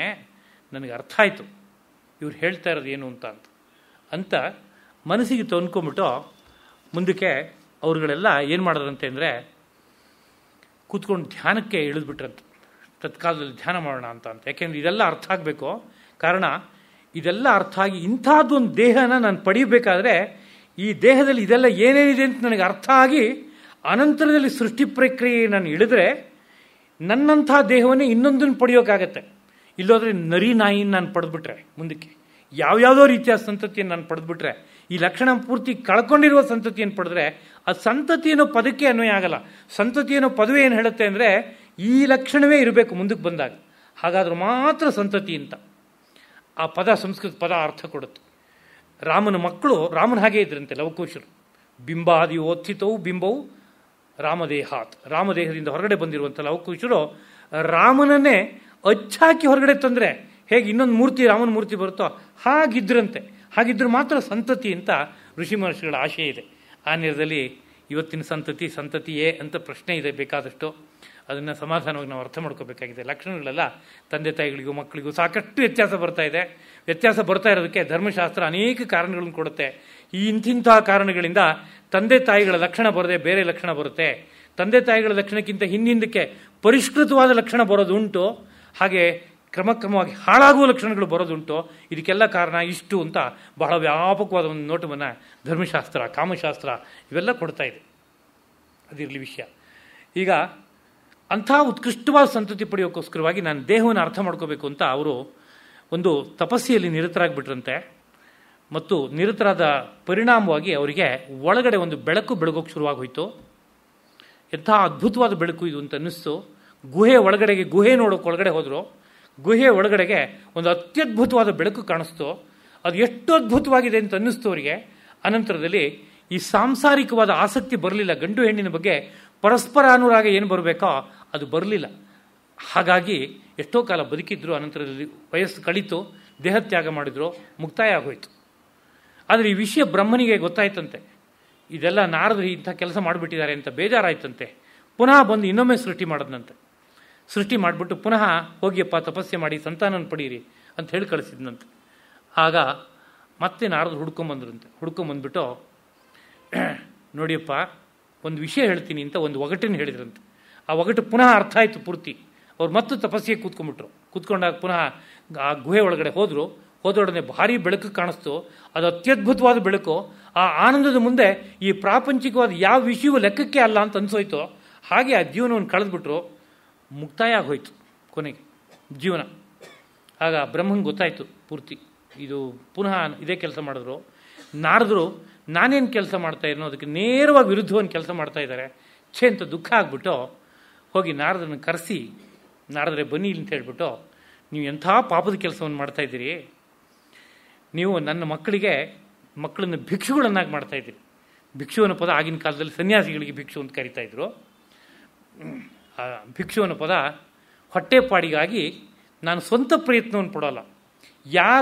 ಯಾವಾಗ ಅಥವಾ ಪ್ರಕೃತಿಯೇ ಏನನ್ನು ಕೊಡುತ್ತೋ, ನೀರೋ ಗಾಳಿನೋ, ಅಷ್ಟನ್ನು ನಾನು ತಿನ್ಕೊಂಡು ಉಳಿದಷ್ಟೂ ಕಾಲವನ್ನು ಬ್ರಹ್ಮ ಸಾಧನೆಗಾಗಿ ಇಟ್ಕೊಂಡಿದ್ದೀನಿ ಅಂತ ಚಿಂತನೆ ಮಾಡೋ ವ್ಯಕ್ತಿಗಳಿಗೆ ಭಿಕ್ಷು ಅಂತ ಕರೆದಿದ್ದಾರೆ. ಮೂಲತಃ ಆ ಭಿಕ್ಷು ಅನ್ನೋ ಕಾನ್ಸೆಪ್ಟೇ ದೇಶದಲ್ಲಿ ಆಗಿ ಬಂದಿದೆ. ದುಡ್ಡಿಲ್ಲದೆ ಇದ್ದಿದ್ದರಿಂದ ಭಿಕ್ಷುಗಳಾಗಲಿಲ್ಲ. ಬಡವರು ಇದ್ರು ದೇಶದಲ್ಲಿ ಬೇಕಾದಷ್ಟು ಜನ, ಅವ್ರನ್ಯಾರನ್ನೂ ಭಿಕ್ಷು ಅಂತ ಕರಿತಾ ಇರಲಿಲ್ಲ. ಭಿಕ್ಷು ಅಂತ ಯಾರು ಕರಿತಾ ಇದ್ರು? ಒಂದು ಕೋಟ್ಯಧಿಪತಿ ಆಗಿರ್ಬೋದು. ನಾನು ಹಣವನ್ನು ಇಟ್ಕೊಳ್ಳಲ್ಲ, ಪದಾರ್ಥವನ್ನು ಸಂಗ್ರಹ ಮಾಡೋಕ್ಕೂ ಪ್ರಯತ್ನ ಪಡೋಲ್ಲ, ಕೇವಲ ಒಳಗಡೆ ಬೆಳಗ್ತಾ ಇರೋ ಬೆಳಕನ್ನು ನೋಡೋಕ್ಕೋಸ್ಕರ ಜೀವನ ಮುಡುಪಾಗಿಟ್ಟಿದ್ದೀನಿ ಅಂತ ತೀರ್ಮಾನದಿಂದ ಯಾರು ಹೊರಡ್ತಾನೋ ಅವನನ್ನು ಮೂಲತಃ ಭಿಕ್ಷು ಅಂತ ಕರೆದ್ರು. ಅದ್ರ ನೇರದಲ್ಲೇ ಬೆಳೀತು. ಆದರೆ ಎಲ್ಲವೂ ವಿಕಾರ ಆಗುತ್ತೆ. ಇವತ್ತು ನಾವು ಹರಿದ್ವಾರ ಋಷಿಕೇಶಕ್ಕೆ ಹೋಗ್ಬಿಟ್ರೆ ಭಾರೀ ದೊಡ್ಡ ಒಂದು ವರ್ಗ ನೋಡ್ತಾ ಇದ್ವಿ. ಜೀವನದ ಅನೇಕ ಬವಣೆಗಳನ್ನು ತಡೆಯೋಕ್ಕಾಗದೇನೋ ಅಥವಾ ಅದರಿಂದ ತಪ್ಪಿಸ್ಕೊಂಡು ಹೋಗಬೇಕು ಅನ್ನೋ ಮನಸ್ಸಿನಿಂದಲೋ ಬೇರೆ ಬೇರೆ ಬಣ್ಣದ ಬಟ್ಟೆಗಳನ್ನು ಹಾಕ್ಕೊಂಡು ಗಡ್ಡ ಮೀಸೆ ಬಿಟ್ಟು ಸಾವಿರಾರು ಜನ ಬಂದು ಸೇರ್ಕೊಂಡ್ಬಿಟ್ಟಿದ್ದಾರೆ. ಆದರೆ ಭಿಕ್ಷುವಿನ ಲಕ್ಷಣ ಇದೆಯಾ ಅಂತ ಕೇಳಿದ್ರೆ ಹುಡುಕಿದ್ರೆ ಬಹಳ ಅಪರೂಪಕ್ಕೆಲ್ಲ ಹುಡುಕ್ಬೋದು. ಎಲ್ಲ ಗಾಸಿಪ್ ಕೂತ್ಕೊಂಡು ಗಂಟೆಗಟ್ಟಲೆ ಮಾತಾಡಿ ಕೊಟ್ಟ ಯಾವುದೋ ಒಂದು ಆಹಾರವನ್ನು ಸ್ವೀಕಾರ ಮಾಡಿ ಗಂಗಾ ನದಿ ತೀರದಲ್ಲಿ ಕಾಲ ಕಳೆಯುವಂಥ ಒಂದು ದೊಡ್ಡ ಸಂತೆ ಅನ್ನೋ ತರಹ ಆಗೋಗ್ಬಿಟ್ಟಿದೆಯೋ ಅಂತ ಅನಿಸುತ್ತೆ. ಒಳ್ಳೆಯವರಿಲ್ಲ ಅಂತ ಹೇಳೋಕ್ಕಾಗಲ್ಲ. ಈ ಭೂಮಿನಲ್ಲಿ ಎಲ್ಲಿ ಬೇಕಾದರೂ ಒಳ್ಳೆಯವರು ಇರ್ಬೋದು. ಅವರಿಗೆ ನಾವು ಕೈ ಮುಗಿದು ಭಾವಿಸಬೇಕಾದ ವಿಷಯ ಇದೆ. ಆದರೆ ಕಾಲಕಾಲಕ್ಕೆ ಎಲ್ಲ ಮೌಲಿಕವಾದಂಥ ಚಿಂತನೆಗಳು ರೂಪ ಪರಿವರ್ತನೆಯನ್ನು ಹೊಂದುತ್ತೆ ಅನ್ನೋದಕ್ಕೋಸ್ಕರ ಪ್ರಾಕರಣಿಕವಾಗಿ ನೆನಪಿಸ್ಕೊಂಡೆ. ಅವನಿಗೆ ಬೈದು, ನೀನು ನನ್ನ ಮಕ್ಕಳನ್ನೆಲ್ಲ ಭಿಕ್ಷುಗಳನ್ನಾಗಿ ಮಾಡ್ತಾ ಇದೆಯಾ, ಗೃಹಸ್ಥರಾಗಬೇಕು ಅಂತ ನಾನು ಅಪೇಕ್ಷೆ ಪಟ್ಟರೆ ಎಂಥ ಕೆಲಸ ಮಾಡ್ತಾ ಇದೆಯಾ, ನನ್ನ ಮಕ್ಕಳು ಋಣತ್ರಯಗಳನ್ನು ಕಳ್ಕೋಬೇಕು ಅಂತ ನಾನು ಅಪೇಕ್ಷೆ ಪಟ್ಟೆ, ದೇವಋಣ, ಋಷಿ ಋಣ, ಪಿತೃಋಣಗಳನ್ನು ಅಷ್ಟನ್ನು ತಪ್ಪಿಸ್ಬಿಟ್ಟು ನೀವು ಒಂದು ಕಡೆಯಲ್ಲಿ ಕೂರಿಸ್ದೆ. ಎಂಥ ನೀನು ಹೃದಯಹೀನ ನೀನು. ನಾನು ಮಕ್ಕಳನ್ನು ಹೀಗೆ ಬೆಳೆಸ್ಬೇಕು ಅಂತ ಯೋಚನೆ ಮಾಡ್ತಾ ಇದ್ದೀನಿ, ತಂದೆ ಆದವನು. ನೀನು ಬೇರೆ ಕಡೆ ಕರ್ಕೊಂಡು ಹೋಗ್ತಾ ಇದೆಯಾ ಅಂತಂದರೆ ನಿನಗೇನಾದರೂ ದಯೆ ಇದೆಯೇ, ಕಾರುಣ್ಯ ಇದೆಯೇ ಅಂತ ಚೆನ್ನಾಗಿ ನಾರದರಿಗೆ ಬೈದ್ಬಿಟ್ಟು ಕೊನೆಗೆ, ಇನ್ನು ಮುಂದೆ ನಿಮಗೆ ನಿಂತಲ್ಲಿ ನಿಲ್ಲದೆ ಇದ್ದಂತೆ ಆಗೋಗ್ಲಿ, ನಿಂತಲ್ಲಿ ನಿಂತರೆ ಈ ಒಗಟಿನ ಮಾತೆಲ್ಲ ಆಡ್ತೀರಿ, ನೀವು ತಲೆ ಕೆಡಿಸ್ತೀರಿ, ಅದನ್ನು ನಿಂತಲ್ಲಿ ನಿಂದೇ ಇರುವಂತೆ ಆಗೋಗ್ಲಿ ಅಂತ ಶಪಿಸಿದ್ರಂತೆ. ಯಾರು? ಬ್ರಹ್ಮ ಶಪಿಸಿದ್ನಂತೆ. ಶಪಿಸಿದಾಗ ಎಲ್ಲರಿಗೂ ಬೇಜಾರಾಗಬೇಕಲ್ವ, ಆ ಯೋಚನೆ ನನ್ನ ಹಣೆ ಬರ ಇಂಥ ಶಾಪ ಕೊಡಗಾದ್ನಲ್ಲ ಅಂತ. ಆದರೆ ನಾರದರಿಗೆ ಅನುಗೃಹೀತೋಸ್ಮಿ, ಅನುಗ್ರಹಿಸಲ್ಪಟ್ಟೆ ಮಹಾಸ್ವಾಮಿ ಅಂತ ಹೇಳಿದ್ರಂತೆ. ಯಾಕೆ ಅಂತ ಕೇಳಿದರೆ, ಒಂದು ಕಡೆಯಲ್ಲಿ ಸಹನೆ, ತಾಳ್ಮೆ ಅಂತ ಗ್ರಂಥಕಾರರು ಹೇಳ್ತಾರೆ. ಯಾರು? ಶುಕರು. ಪ್ರತಿಜಗ್ರಾಹ ತದ್ಬಾಢಂ ನಾರದ ಸಾಧು ಸಮ್ಮತಃ ಏತಾವಾನ್ ಸಾಧುವಾದೋಹಿ ತಿತಿಕ್ಷೇತ ಈಶ್ವರ ಸ್ವಯಂ. ತಿತಿಕ್ಷೇತ, ಎಲ್ಲವನ್ನು ಸಹಿಸ್ಕೋಬೇಕು, ಅದೇ ಸಾಧುವಾದ, ಅದನ್ನು ಸಹಿಸ್ಕೊಂಡ್ರು ಅಂತ. ಆದರೆ ಚಮತ್ಕಾರ ಇನ್ನೊಂದು ಏನಿದೆ ಅಂತ ಕೇಳಿದರೆ, ನಾರದರು ತುಂಬ ಸಂತೋಷಪಟ್ಟರಂತೆ. ಯಾಕೆಂದರೆ, ಸರಿ ನಾನು ಅಲ್ಲಲ್ಲೇ ನಿಂತ್ಕೊಂಡು ಹೆಚ್ಚು ಕಾಲ ಕಳೀತಾ ಇದ್ದೆ, ಇನ್ನು ಮುಂದೆ ಹಾಗೆ ಮಾಡಲ್ಲ, ಹೋಗ್ತಾ ಹೋಗ್ತಾ ಇದೇ ಉಪದೇಶ, ಎಲ್ಲೆಲ್ಲಿ ಯಾರ್ಯಾರು ಸಿಗ್ತಾರೋ ಅವರಿಗೆ ನಿರಂತರ ಉಪದೇಶ ಮಾಡ್ಕೋತ ಹೊರಟೋಗ್ತೀನಿ, ನನಗೆ ತುಂಬ ಅನುಗ್ರಹ ಆಗೋಯ್ತು, ನಾನು ಯಾವ ಸತ್ಯ ಕಣ್ಣೋ ಅದನ್ನು ಎಲ್ಲ ಕಡೆಗೂ ಹರಡೋದಕ್ಕೆ ಬಹಳ ಉತ್ಕೃಷ್ಟವಾದ ವರ ಅಂತ ಸಂತೋಷ ಪಡ್ಕೊಂಡು ಹೋದರು ಅಂತ ಈ ಉಪಾಖ್ಯಾನ. ಈ ಉಪಾಖ್ಯಾನವನ್ನು ಯಾತಕ್ಕೆ ಸ್ಮರಣೆ ಮಾಡಿಕೊಂಡೆ ಅಂತ ಕೇಳಿದರೆ, ಮೊಟ್ಟ ಮೊದಲನೇ ಮಾನವ ಸೃಷ್ಟಿ ಹೇಗಿತ್ತು ಅನ್ನೋ ಬಗ್ಗೆ ನಮ್ಮ ಇತಿಹಾಸ ಪುರಾಣಗಳು ಏನು ದೃಷ್ಟಿ ಕೊಡ್ತಾ ಇದೆ ಅನ್ನೋದನ್ನು ನೆನಪಿಸ್ಕೊಳ್ಳೋದಕ್ಕೋಸ್ಕರವಾಗಿ. ಆ ಮೊಟ್ಟ ಮೊದಲನೇ ಮಾನವನ ಸೃಷ್ಟಿ ಹೇಗಿತ್ತು ಅಂತ ಕೇಳಿದರೆ, ಅವರು ಸಂತಾನಕ್ಕಾಗಿಯೂ ತಪಸ್ಸೇನು ಆಲೋಚನೆ ಮಾಡ್ತಾಯಿದ್ರು. ಬ್ರಹ್ಮನು ಅದನ್ನೇ ಆದೇಶ ಮಾಡ್ದ. ಅನಂತರದಲ್ಲಿ ಅವರು ತಮ್ಮನ್ನು ತಾವು ಅರ್ಥ ಮಾಡ್ಕೊಳ್ಳೋದಕ್ಕೂ ಧ್ಯಾನ, ಸಮಾಧಿ ಮೊದಲಾಗೂ ಬಳಸ್ಕೊಂಡ್ರು. ಮತ್ತು ದೀರ್ಘಕಾಲ ಸಮಾಧಿಯ ಅನುಭವವನ್ನು ಪಡ್ಕೊಂಡು ಅದರಲ್ಲಿ ಧನ್ಯತೆಯನ್ನು ಕಂಡರು. ಹಾಗೆ ಜೀವನ ಮಾಡ್ತಾ ಇದ್ದ ವ್ಯಕ್ತಿಗಳಾಗಿದ್ದರು ಮೊಟ್ಟ ಮೊದಲನೇ ಮಾನವರು ಅನ್ನೋ ಒಂದು ಅಂಶವನ್ನು ಮಾತ್ರ ನೆನಪಿಸೋದಕ್ಕೂ ಈ ವಿಷಯವನ್ನು ತೆಗೆದುಕೊಂಡಿದ್ದೀನಿ. ಅದರಿಂದ ಮಾನವ ಅಂತಂದರೆ ನಮ್ಮ ಭಾರತೀಯರ ಪ್ರಧಾನವಾದ ಚಿಂತನೆ ಅವನಿಗೆ 4 ಸ್ಥಿತಿಗಳು ಇರಬೇಕು ಅಂತ ಹೇಳುತ್ತೆ. 4 ಸ್ಥಿತಿಗಳು ಅಂದರೆ, ಜಾಗೃತ್ ಅಂದರೆ ಎಚ್ಚರಿಕೆಯ ಸ್ಥಿತಿ, ಪಂಚೇಂದ್ರಿಯಗಳು ಕೆಲಸ ಮಾಡ್ತಾ ಇರುವಂಥ ಸ್ಥಿತಿ, ಸ್ವಪ್ನ ಅಂದರೆ ಕನಸು ಕಾಣುವ ನಿದ್ರೆಯ ಸ್ಥಿತಿ, ಸುಷುಪ್ತಿ ಗಾಢವಾದ ನಿದ್ರೆಯ ಸ್ಥಿತಿ. ಇದ್ರ ಬಗ್ಗೆ ನಮಗೆ ಎಷ್ಟೋ ಪರಿಚಯ ಇದೆ. ಆದರೆ ನಮ್ಮ ಋಷಿ ಮಹರ್ಷಿಗಳು ಹೇಳ್ತಾ ಇರೋ ಕ್ರಮದಲ್ಲಿ ಪರಿಚಯ ಇಲ್ಲ ಅಂತ ನಾವು ಹೇಳಬೇಕು. ಯಾಕೆಂದರೆ ಜಾಗೃತ ಸ್ಥಿತಿನ ನಮ್ಗೆ ಗೊತ್ತು ಅಂತ ನಾವು ಅನ್ಕೋತಾ ಇದ್ವಿ. ಅವರು ಜಾಗೃತ ಸ್ಥಿತಿ ಅಂತನ್ನುವಾಗ ಇಂದ್ರಿಯಗಳು ಪರಿಪೂರ್ಣವಾಗಿ ಪಟುವಾಗಿದ್ದು ಸೂಕ್ಷ್ಮಾತಿ ಸೂಕ್ಷ್ಮವಾದ ವಿಷಯವನ್ನು ಗ್ರಹಿಸುವಂತೆ ಎಚ್ಚರಿಕೆಯಿಂದ ಇರಬೇಕು ನಾವು ಅಂತ ಹೇಳುತ್ತೆ. ಆ ಎಚ್ಚರಿಕೆ ನಮ್ಮ ಜೀವನದಲ್ಲಿ ಇವತ್ತು ಹೋಗ್ಬಿಟ್ಟಿದೆ ಸಂಪೂರ್ಣವಾಗಿ. ನಾವು ಎಚ್ಚರಿಕೆ ಅಂತ ಹೇಳ್ತಾ ಇದ್ವಿ, ನಮಗೆ ಗಮನ ಇರಲ್ಲ. ನಾವು ನೋಡಿದ್ದೀವಿ, ನೋಡಿಲ್ಲ, ಕೇಳಿದ್ದೀವಿ, ಕೇಳಿಲ್ಲ, ಮೂಸಿದ್ದೀವಿ, ಮೂಸಿಲ್ಲ, ರುಚಿ ನೋಡಿದ್ದೀವಿ, ರುಚಿ ನೋಡಿಲ್ಲ. ಹಾಗೆ ವಿಷಯಗಳನ್ನು ಅರ್ಥ ಮಾಡ್ಕೋತಾ ಇದ್ದೀವಿ. ಈ ಪಂಚೇಂದ್ರಿಯಗಳಲ್ಲಿ ಎಷ್ಟು ಪಾಠವ ಇದೆಯೋ, ಎಷ್ಟು ಸೂಕ್ಷ್ಮತೆ ಇದೆಯೋ ಅದನ್ನೆಲ್ಲ ಬಳಸ್ಕೊಂಡು ಈ ಪ್ರಪಂಚವನ್ನು ಅರ್ಥ ಮಾಡ್ಕೋತಾ ಇದೀವ ಅಂತ ಕೇಳಿದರೆ ಅರ್ಥ ಮಾಡ್ಕೋತಾ ಇಲ್ಲ. ಆ ನಿರ್ಧದಲ್ಲಿ ನಮಗೆ ಜಾಗೃತಿ ಚೆನ್ನಾಗಿಲ್ಲ ಅಂತಲೇ ಅರ್ಥ. ಹಾಗೆ ಸ್ವಪ್ನ ಅಂತ ತಿಳ್ಕೊಂಡ್ರೆ ಅವರು ಯಾವ ಆದರ್ಶವಾದ ಸ್ವಪ್ನ ಅಂತ ಹೇಳ್ತಾ ಇದ್ದಾರೋ ಅಂಥ ಸ್ಥಿತಿ ನಮಗಿದೆ ಅಂತ ಅನ್ನೋ ಬಗ್ಗೆ ಭರವಸೆ ಕೊಡೋಕ್ಕಾಗಲ್ಲ. ಯಾರಿಗಾರೋ ಒಬ್ಬೊಬ್ಬಕ್ಕಿರ್ಬೋದು. ಕಾರಣ ಸ್ವಪ್ನ ಅನ್ನೋದು ಒಂದು ಅದ್ಭುತವಾದಂಥ ಒಂದು ಸ್ಥಿತಿ. ಅದು ಜೀವನಕ್ಕೆ ಶಿಕ್ಷಣ ಕೊಡುತ್ತೆ, ಜೀವನಕ್ಕೆ ವಿಶ್ರಾಂತಿ ಕೊಡುತ್ತೆ, ದೇಹದಲ್ಲಿರೋ ಏರುಪೇರುಗಳನ್ನು ಸಮೀಕರಣ ಮಾಡುತ್ತೆ, ಅನೇಕ ರೀತಿಯಾದ ಪ್ರಯೋಜನವನ್ನು ಕೊಡುತ್ತೆ ಅಂತ ಆಯುರ್ವೇದ ಶಾಸ್ತ್ರ ಹೇಳುತ್ತೆ.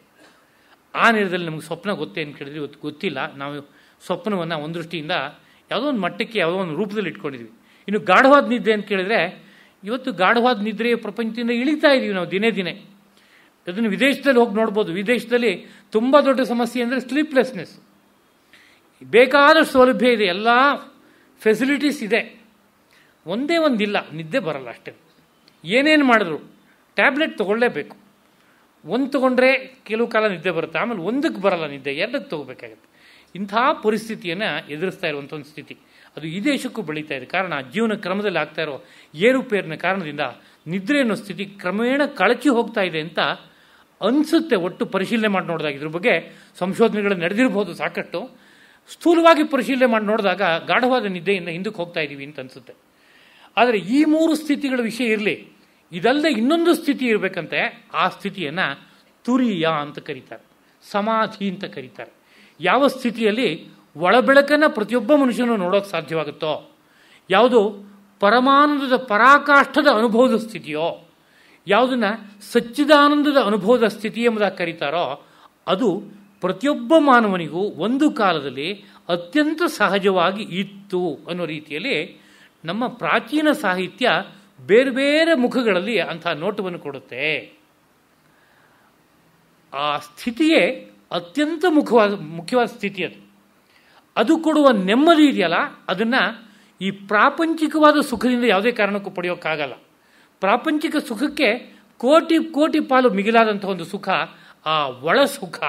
ಅದು ಹೇಗೆ ಸಿಗುತ್ತೆ ಅಂತ ಕೇಳಿದ್ರೆ, ಪ್ರಪಂಚವನ್ನು ಪೂರ್ತಿ ಮರೆತು ಈ ಪಂಚೇಂದ್ರಿಯಗಳನ್ನು ಪ್ರಪಂಚದ ಜೊತೆಗಿರುವ ಸಂಪರ್ಕವನ್ನು ಕಳಚಿಕೊಂಡು ಒಳಮುಖವಾಗಿ ಮಾಡಿಕೊಂಡಾಗ, ಹಿಮ್ಮುಖನಾಗಿ ಮಾಡಿಕೊಂಡಾಗ, ಆ ಮನಸ್ಸು ಏಕಾಗ್ರವಾದಾಗ, ಯೋಗ ದೃಷ್ಟಿ ತೆರೆದಾಗ ಅಂಥ ಒಂದು ಅದ್ಭುತವಾದ ಅನುಭವ ಉಂಟಾಗುತ್ತೆ ಅಂತ ಯೋಗಶಾಸ್ತ್ರ ಹೇಳುತ್ತೆ. ಅದನ್ನ ಸಮಾಧಿ ಅನ್ನೋ ಭಾಷೆಯಲ್ಲಿ ಕರೀತಾರೆ. ಆ ಸಮಾಧಿ ಅನುಭವ ಒಂದು ಕಾಲದಲ್ಲಿ ಮಾನವನಿಗೆ ಸಹಜವಾಗಿತ್ತು ಅಂತ.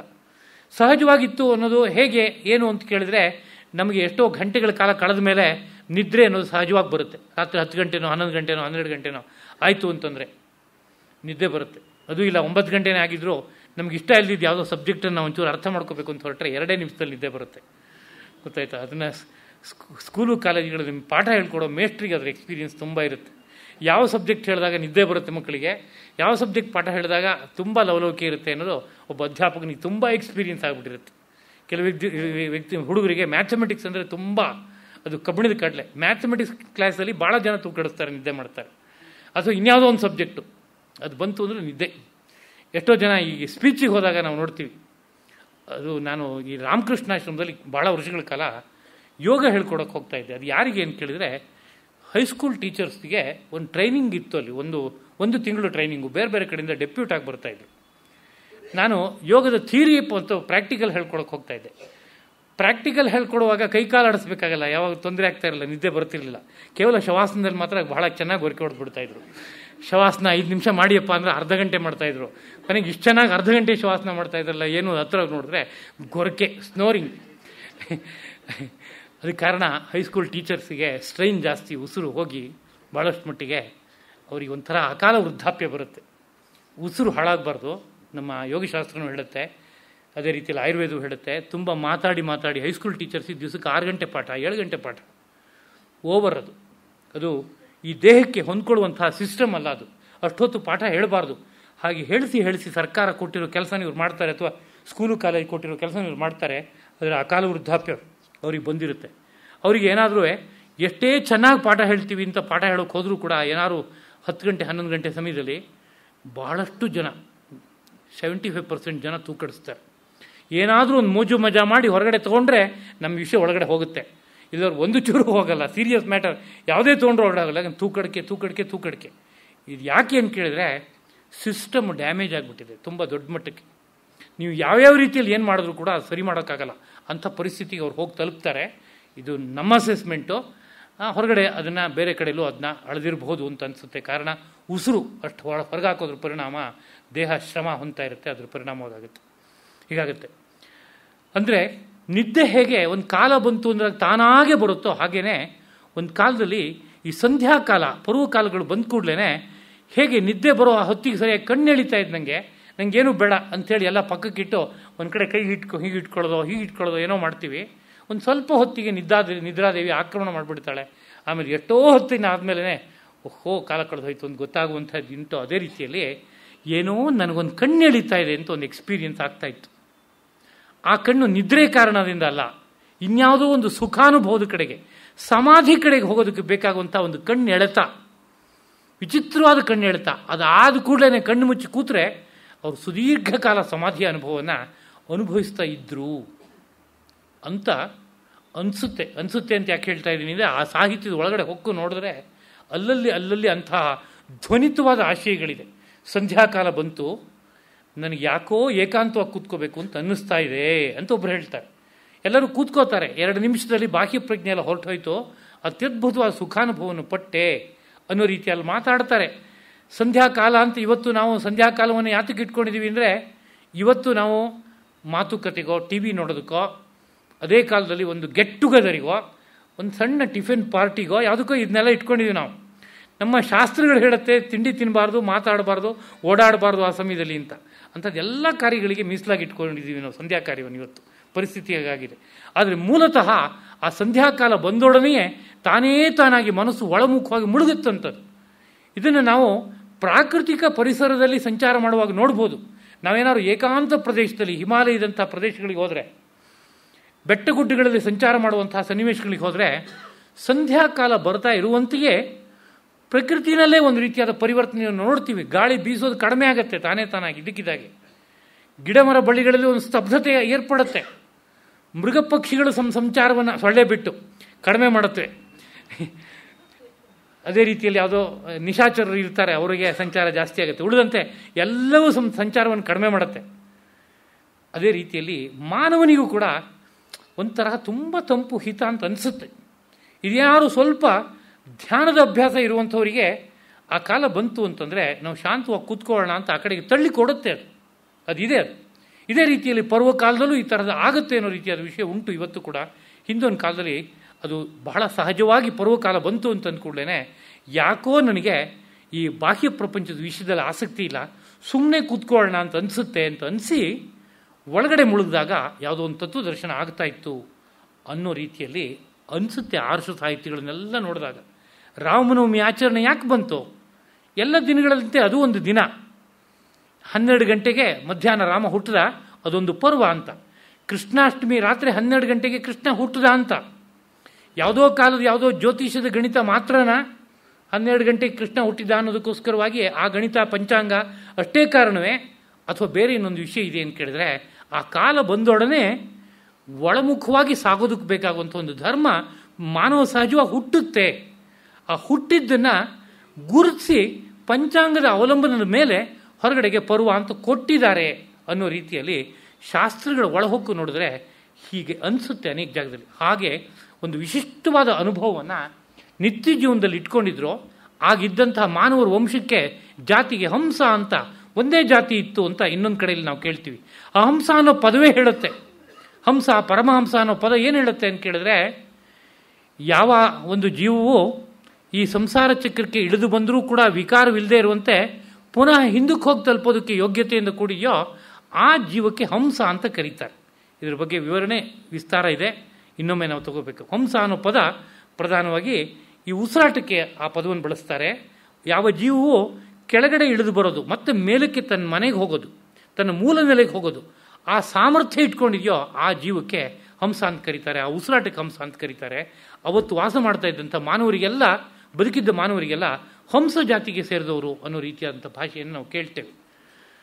ಅದರಿಂದ ಆ ಸಮಾಧಿಯ ಅನುಭವ, ಆ ಒಳಬೆಳಕನ್ನು ನೋಡುವ ಅನುಭವ, ಆ ಪರಮ ಆನಂದದ ಅನುಭವ ಏನಿತ್ತೋ ಆ ಆನಂದದ ಅನುಭವವನ್ನೇ ಮೂಲತಃ ಯೋಗ ಅನ್ನೋ ಭಾಷೆ ಹೇಳ್ತಾ ಇದೆ. ಆದ್ದರಿಂದ ಯೋಗ ಅನ್ನೋ ಶಬ್ದ ಇವತ್ತು ಹೊರಗಡೆ ಯಾವ್ಯಾವ ಅರ್ಥದಲ್ಲಿ ಏನು ಬೇಕಾದ್ರೂ ಇರಲಿ, ಮೌಲಿಕವಾಗಿ ಯೋಗ ಅನ್ನೋ ಶಬ್ದ ಏನನ್ನು ಹೇಳ್ತಾ ಇದೆ ಅಂತ ಕೇಳಿದ್ರೆ ಆ ಒಳ ಅನುಭವದ ಸ್ಥಿತಿಯನ್ನು ಹೇಳ್ತಾ ಇದೆ. ಯಾವ ಒಳ ಅನುಭವದ ಸ್ಥಿತಿಯು ಚಿತ್ತವೃತ್ತಿಗಳನ್ನೆಲ್ಲ ನಿರೋಧ ಮಾಡಿದಾಗ ಬರುತ್ತೋ, ಯಾವ ಒಳ ಅನುಭವದ ಸ್ಥಿತಿಯು ಯಾರ ಪ್ರಕೃತಿಯನ್ನು ಯಾವ ಕಾರ್ಯವನ್ನು ಹೇಗೆ ಮಾಡಿ ಕರ್ಮದಲ್ಲಿ ಕೌಶಲ್ಯವನ್ನು ಸಾಧನೆ ಮಾಡಿಕೊಂಡ್ರೆ ತಾನಾಗಿ ಏರ್ಪಡುತ್ತೋ, ಯೋಗ ಕರ್ಮದ ಕೌಶಲಂ ಅಂತ, ಯಾವ ಆ ಯೋಗದ ಅನುಭವವು ಈ ನಮ್ಮ ಪ್ರಾಣಾಪಾನಗಳಲ್ಲಿ ಸಮಸ್ಥಿತಿಯನ್ನು ತಂದುಕೊಟ್ಟು ಸಮತ್ವಂ ಯೋಗ ಉಚ್ಯತೆ ಅಂತ ಗೀತಾಚಾರ್ಯ ಹೇಳಿದಂತೆ ಒಂದು ಅನುಭವವನ್ನು ತಂದುಕೊಡುತ್ತೋ ಅಂತಹ ಒಂದು ಸ್ಥಿತಿ ವಿಶೇಷವನ್ನೇ ಮೂಲತಃ ಯೋಗ ಅಂತ ಕರೆದಿದ್ದಾರೆ. ಇದನ್ನು ಯೋಗದ ಒಳಹೊಕ್ಕು ನೋಡಿದ್ರೆ ಯೋಗ ಅನ್ನೋ ಶಬ್ದವನ್ನು ಪ್ರಧಾನವಾಗಿ ಅವ್ರು ಕರೆದಿರೋದು ಆ ಒಳ ಅನುಭವದ ಸ್ಥಿತಿಗೆ. ಅನಂತರದಲ್ಲ ಯೋಗ ಶಬ್ದನ ಬೇರೆ ಬೇರೆ ಕಡೆಗೂ ಬಳಸಿದ್ದಾರೆ, ಅದ್ರ ಬಗ್ಗೆ ನಾವು ಅರ್ಥ ಮಾಡ್ಕೋಬೇಕು ನಿಧಾನಕ್ಕೆ. ಅಂತಹ ಯೋಗ ಮಾನವನಿಗೆ ಜನ್ಮಸಿದ್ಧವಾದ ಹಕ್ಕದು, ಹುಟ್ಟಿನಿಂದ ಬಂದಿತ್ತದು, ಕಾಲಕ್ರಮೇಣ ಕಳಚಿ ಹೋಗ್ಬಿಟ್ಟಿದೆ. ಅದನ್ನು ಯುಗಧರ್ಮ ಅಂತ ಕರೀತಾರೆ. ಕೃತಯುಗದಲ್ಲಿ ಇದ್ದಿದ್ದು ತ್ರೇತಾಯುಗಕ್ಕೆ ಬರುವಾಗ ಎಷ್ಟೋ ಮಟ್ಟಿಗೆ ಕಳಚೋಯ್ತು, ತ್ರೇತಾಯುಗದಿಂದ ದ್ವಾಪರಕ್ಕೆ ಬರುವಾಗ ಇನ್ನೆಷ್ಟೋ ಕಳಚೋಯ್ತು, ಕಲಿಯುಗಕ್ಕೆ ಬರುವಾಗ ಇನ್ನೂ ಅಷ್ಟು ಕಳಚೋಯ್ತು. ಅಂಥ ಅನುಭವದ ಸ್ಥಿತಿಗಳು, ಅದರ ಸ್ಮರಣೆಗಳು ಎಲ್ಲ ದೂರ ಸರಿದಿದೆ ಅನ್ನೋ ರೀತಿಯಲ್ಲಿ ನಮ್ಮ ಯೋಗ ಸಾಹಿತ್ಯ ಹೇಳುತ್ತೆ. ಯಾರಾದರೂ ಒಬ್ಬ ಕೃಷ್ಣನಂಥ ಆಚಾರ್ಯ ಪುರುಷ ಬಂದಾಗ ಅದೇನು ಕಳಚೋಗಿದೆಯೋ ಅದನ್ನ ಮತ್ತೆ ತರೋದಕ್ಕೆ ಬೇಕಾಗುವಂಥ ಮಾರ್ಗವನ್ನು ಹಾಕ್ಕೊಡ್ತಾನೆ, ಹಿಮ್ಮುಖವಾದ ಯಾತ್ರೆಯನ್ನು ಮಾಡಿಸ್ಕೊಡ್ತಾನೆ, ಆ ಒಳಬೆಳಕಿನ ದರ್ಶನ ಮಾಡಿಸ್ಕೊಡ್ತಾನೆ ಅಂತ ನಮ್ಮ ಆರ್ಷ ಸಾಹಿತ್ಯ ಹೇಳುತ್ತೆ ಅಂತನ್ನೋದನ್ನು ಇವತ್ತಿನ ವಿಷಯವಾಗಿ ನೆನಪಿಸ್ಕೊಂಡು, ಇಂತಹ ಮಾನವರಿಗೆ ಅಮೂಲ್ಯ ಸ್ವತ್ತಾದಂಥ ಯೋಗ ಮಾನವರ ದಿನಬಳಕೆಯ ವಿಷಯವಾಗಿ ಉಳ್ಕೋಬೇಕಾಗಿದೆ. ಅಂತಹ ಒಂದು ಸ್ಥಿತಿಯನ್ನು ದೇಶ ಮತ್ತೊಮ್ಮೆ ತಂದ್ಕೋಬೇಕಾಗಿದೆ. ಆ ದಿಕ್ಕಿನಲ್ಲಿ ಯೋಗವಿದ್ಯೆಯ ಪ್ರಚಾರ, ಯೋಗವಿದ್ಯೆಯ ಅನುಷ್ಠಾನ ದೇಶದಲ್ಲಿ ಬೆಳಿಬೇಕು ಎಂಬುದನ್ನು ಸ್ಮರಣೆ ಮಾಡಿಕೊಳ್ತಾ ಈ 4 ಮಾತುಗಳನ್ನು ಯೋಗಾಚಾರ್ಯರ ಸ್ಮರಣೆಯ ಜೊತೆಗೆ ಆ ಪರಮ ಯೋಗಾಚಾರ್ಯನಾದಂತಹ ಶ್ರೀಕೃಷ್ಣ ನಮ್ಮ ಪಾಲಿಗೆ ವಿದ್ಯೆಯ ಬಗ್ಗೆ ಬೆಳಕು ಚೆಲ್ಲಿದಂತಹ ಮಹಾಗುರು ಶ್ರೀರಂಗ ಮಹಾಗುರು ಇವರ ಪದಪದ್ಮಗಳಲ್ಲಿ ಇದು ಲಯವಾಗಲಿ ಎಂಬುದಾಗಿ ಕೇಳ್ಕೊಳ್ತಾ 4 ಮಾತುಗಳನ್ನು ಮುಕ್ತಾಯಗೊಳಿಸ್ತೇನೆ. ಶ್ರೀಕೃಷ್ಣ ಅರ್ಪಣಮಸ್ತು.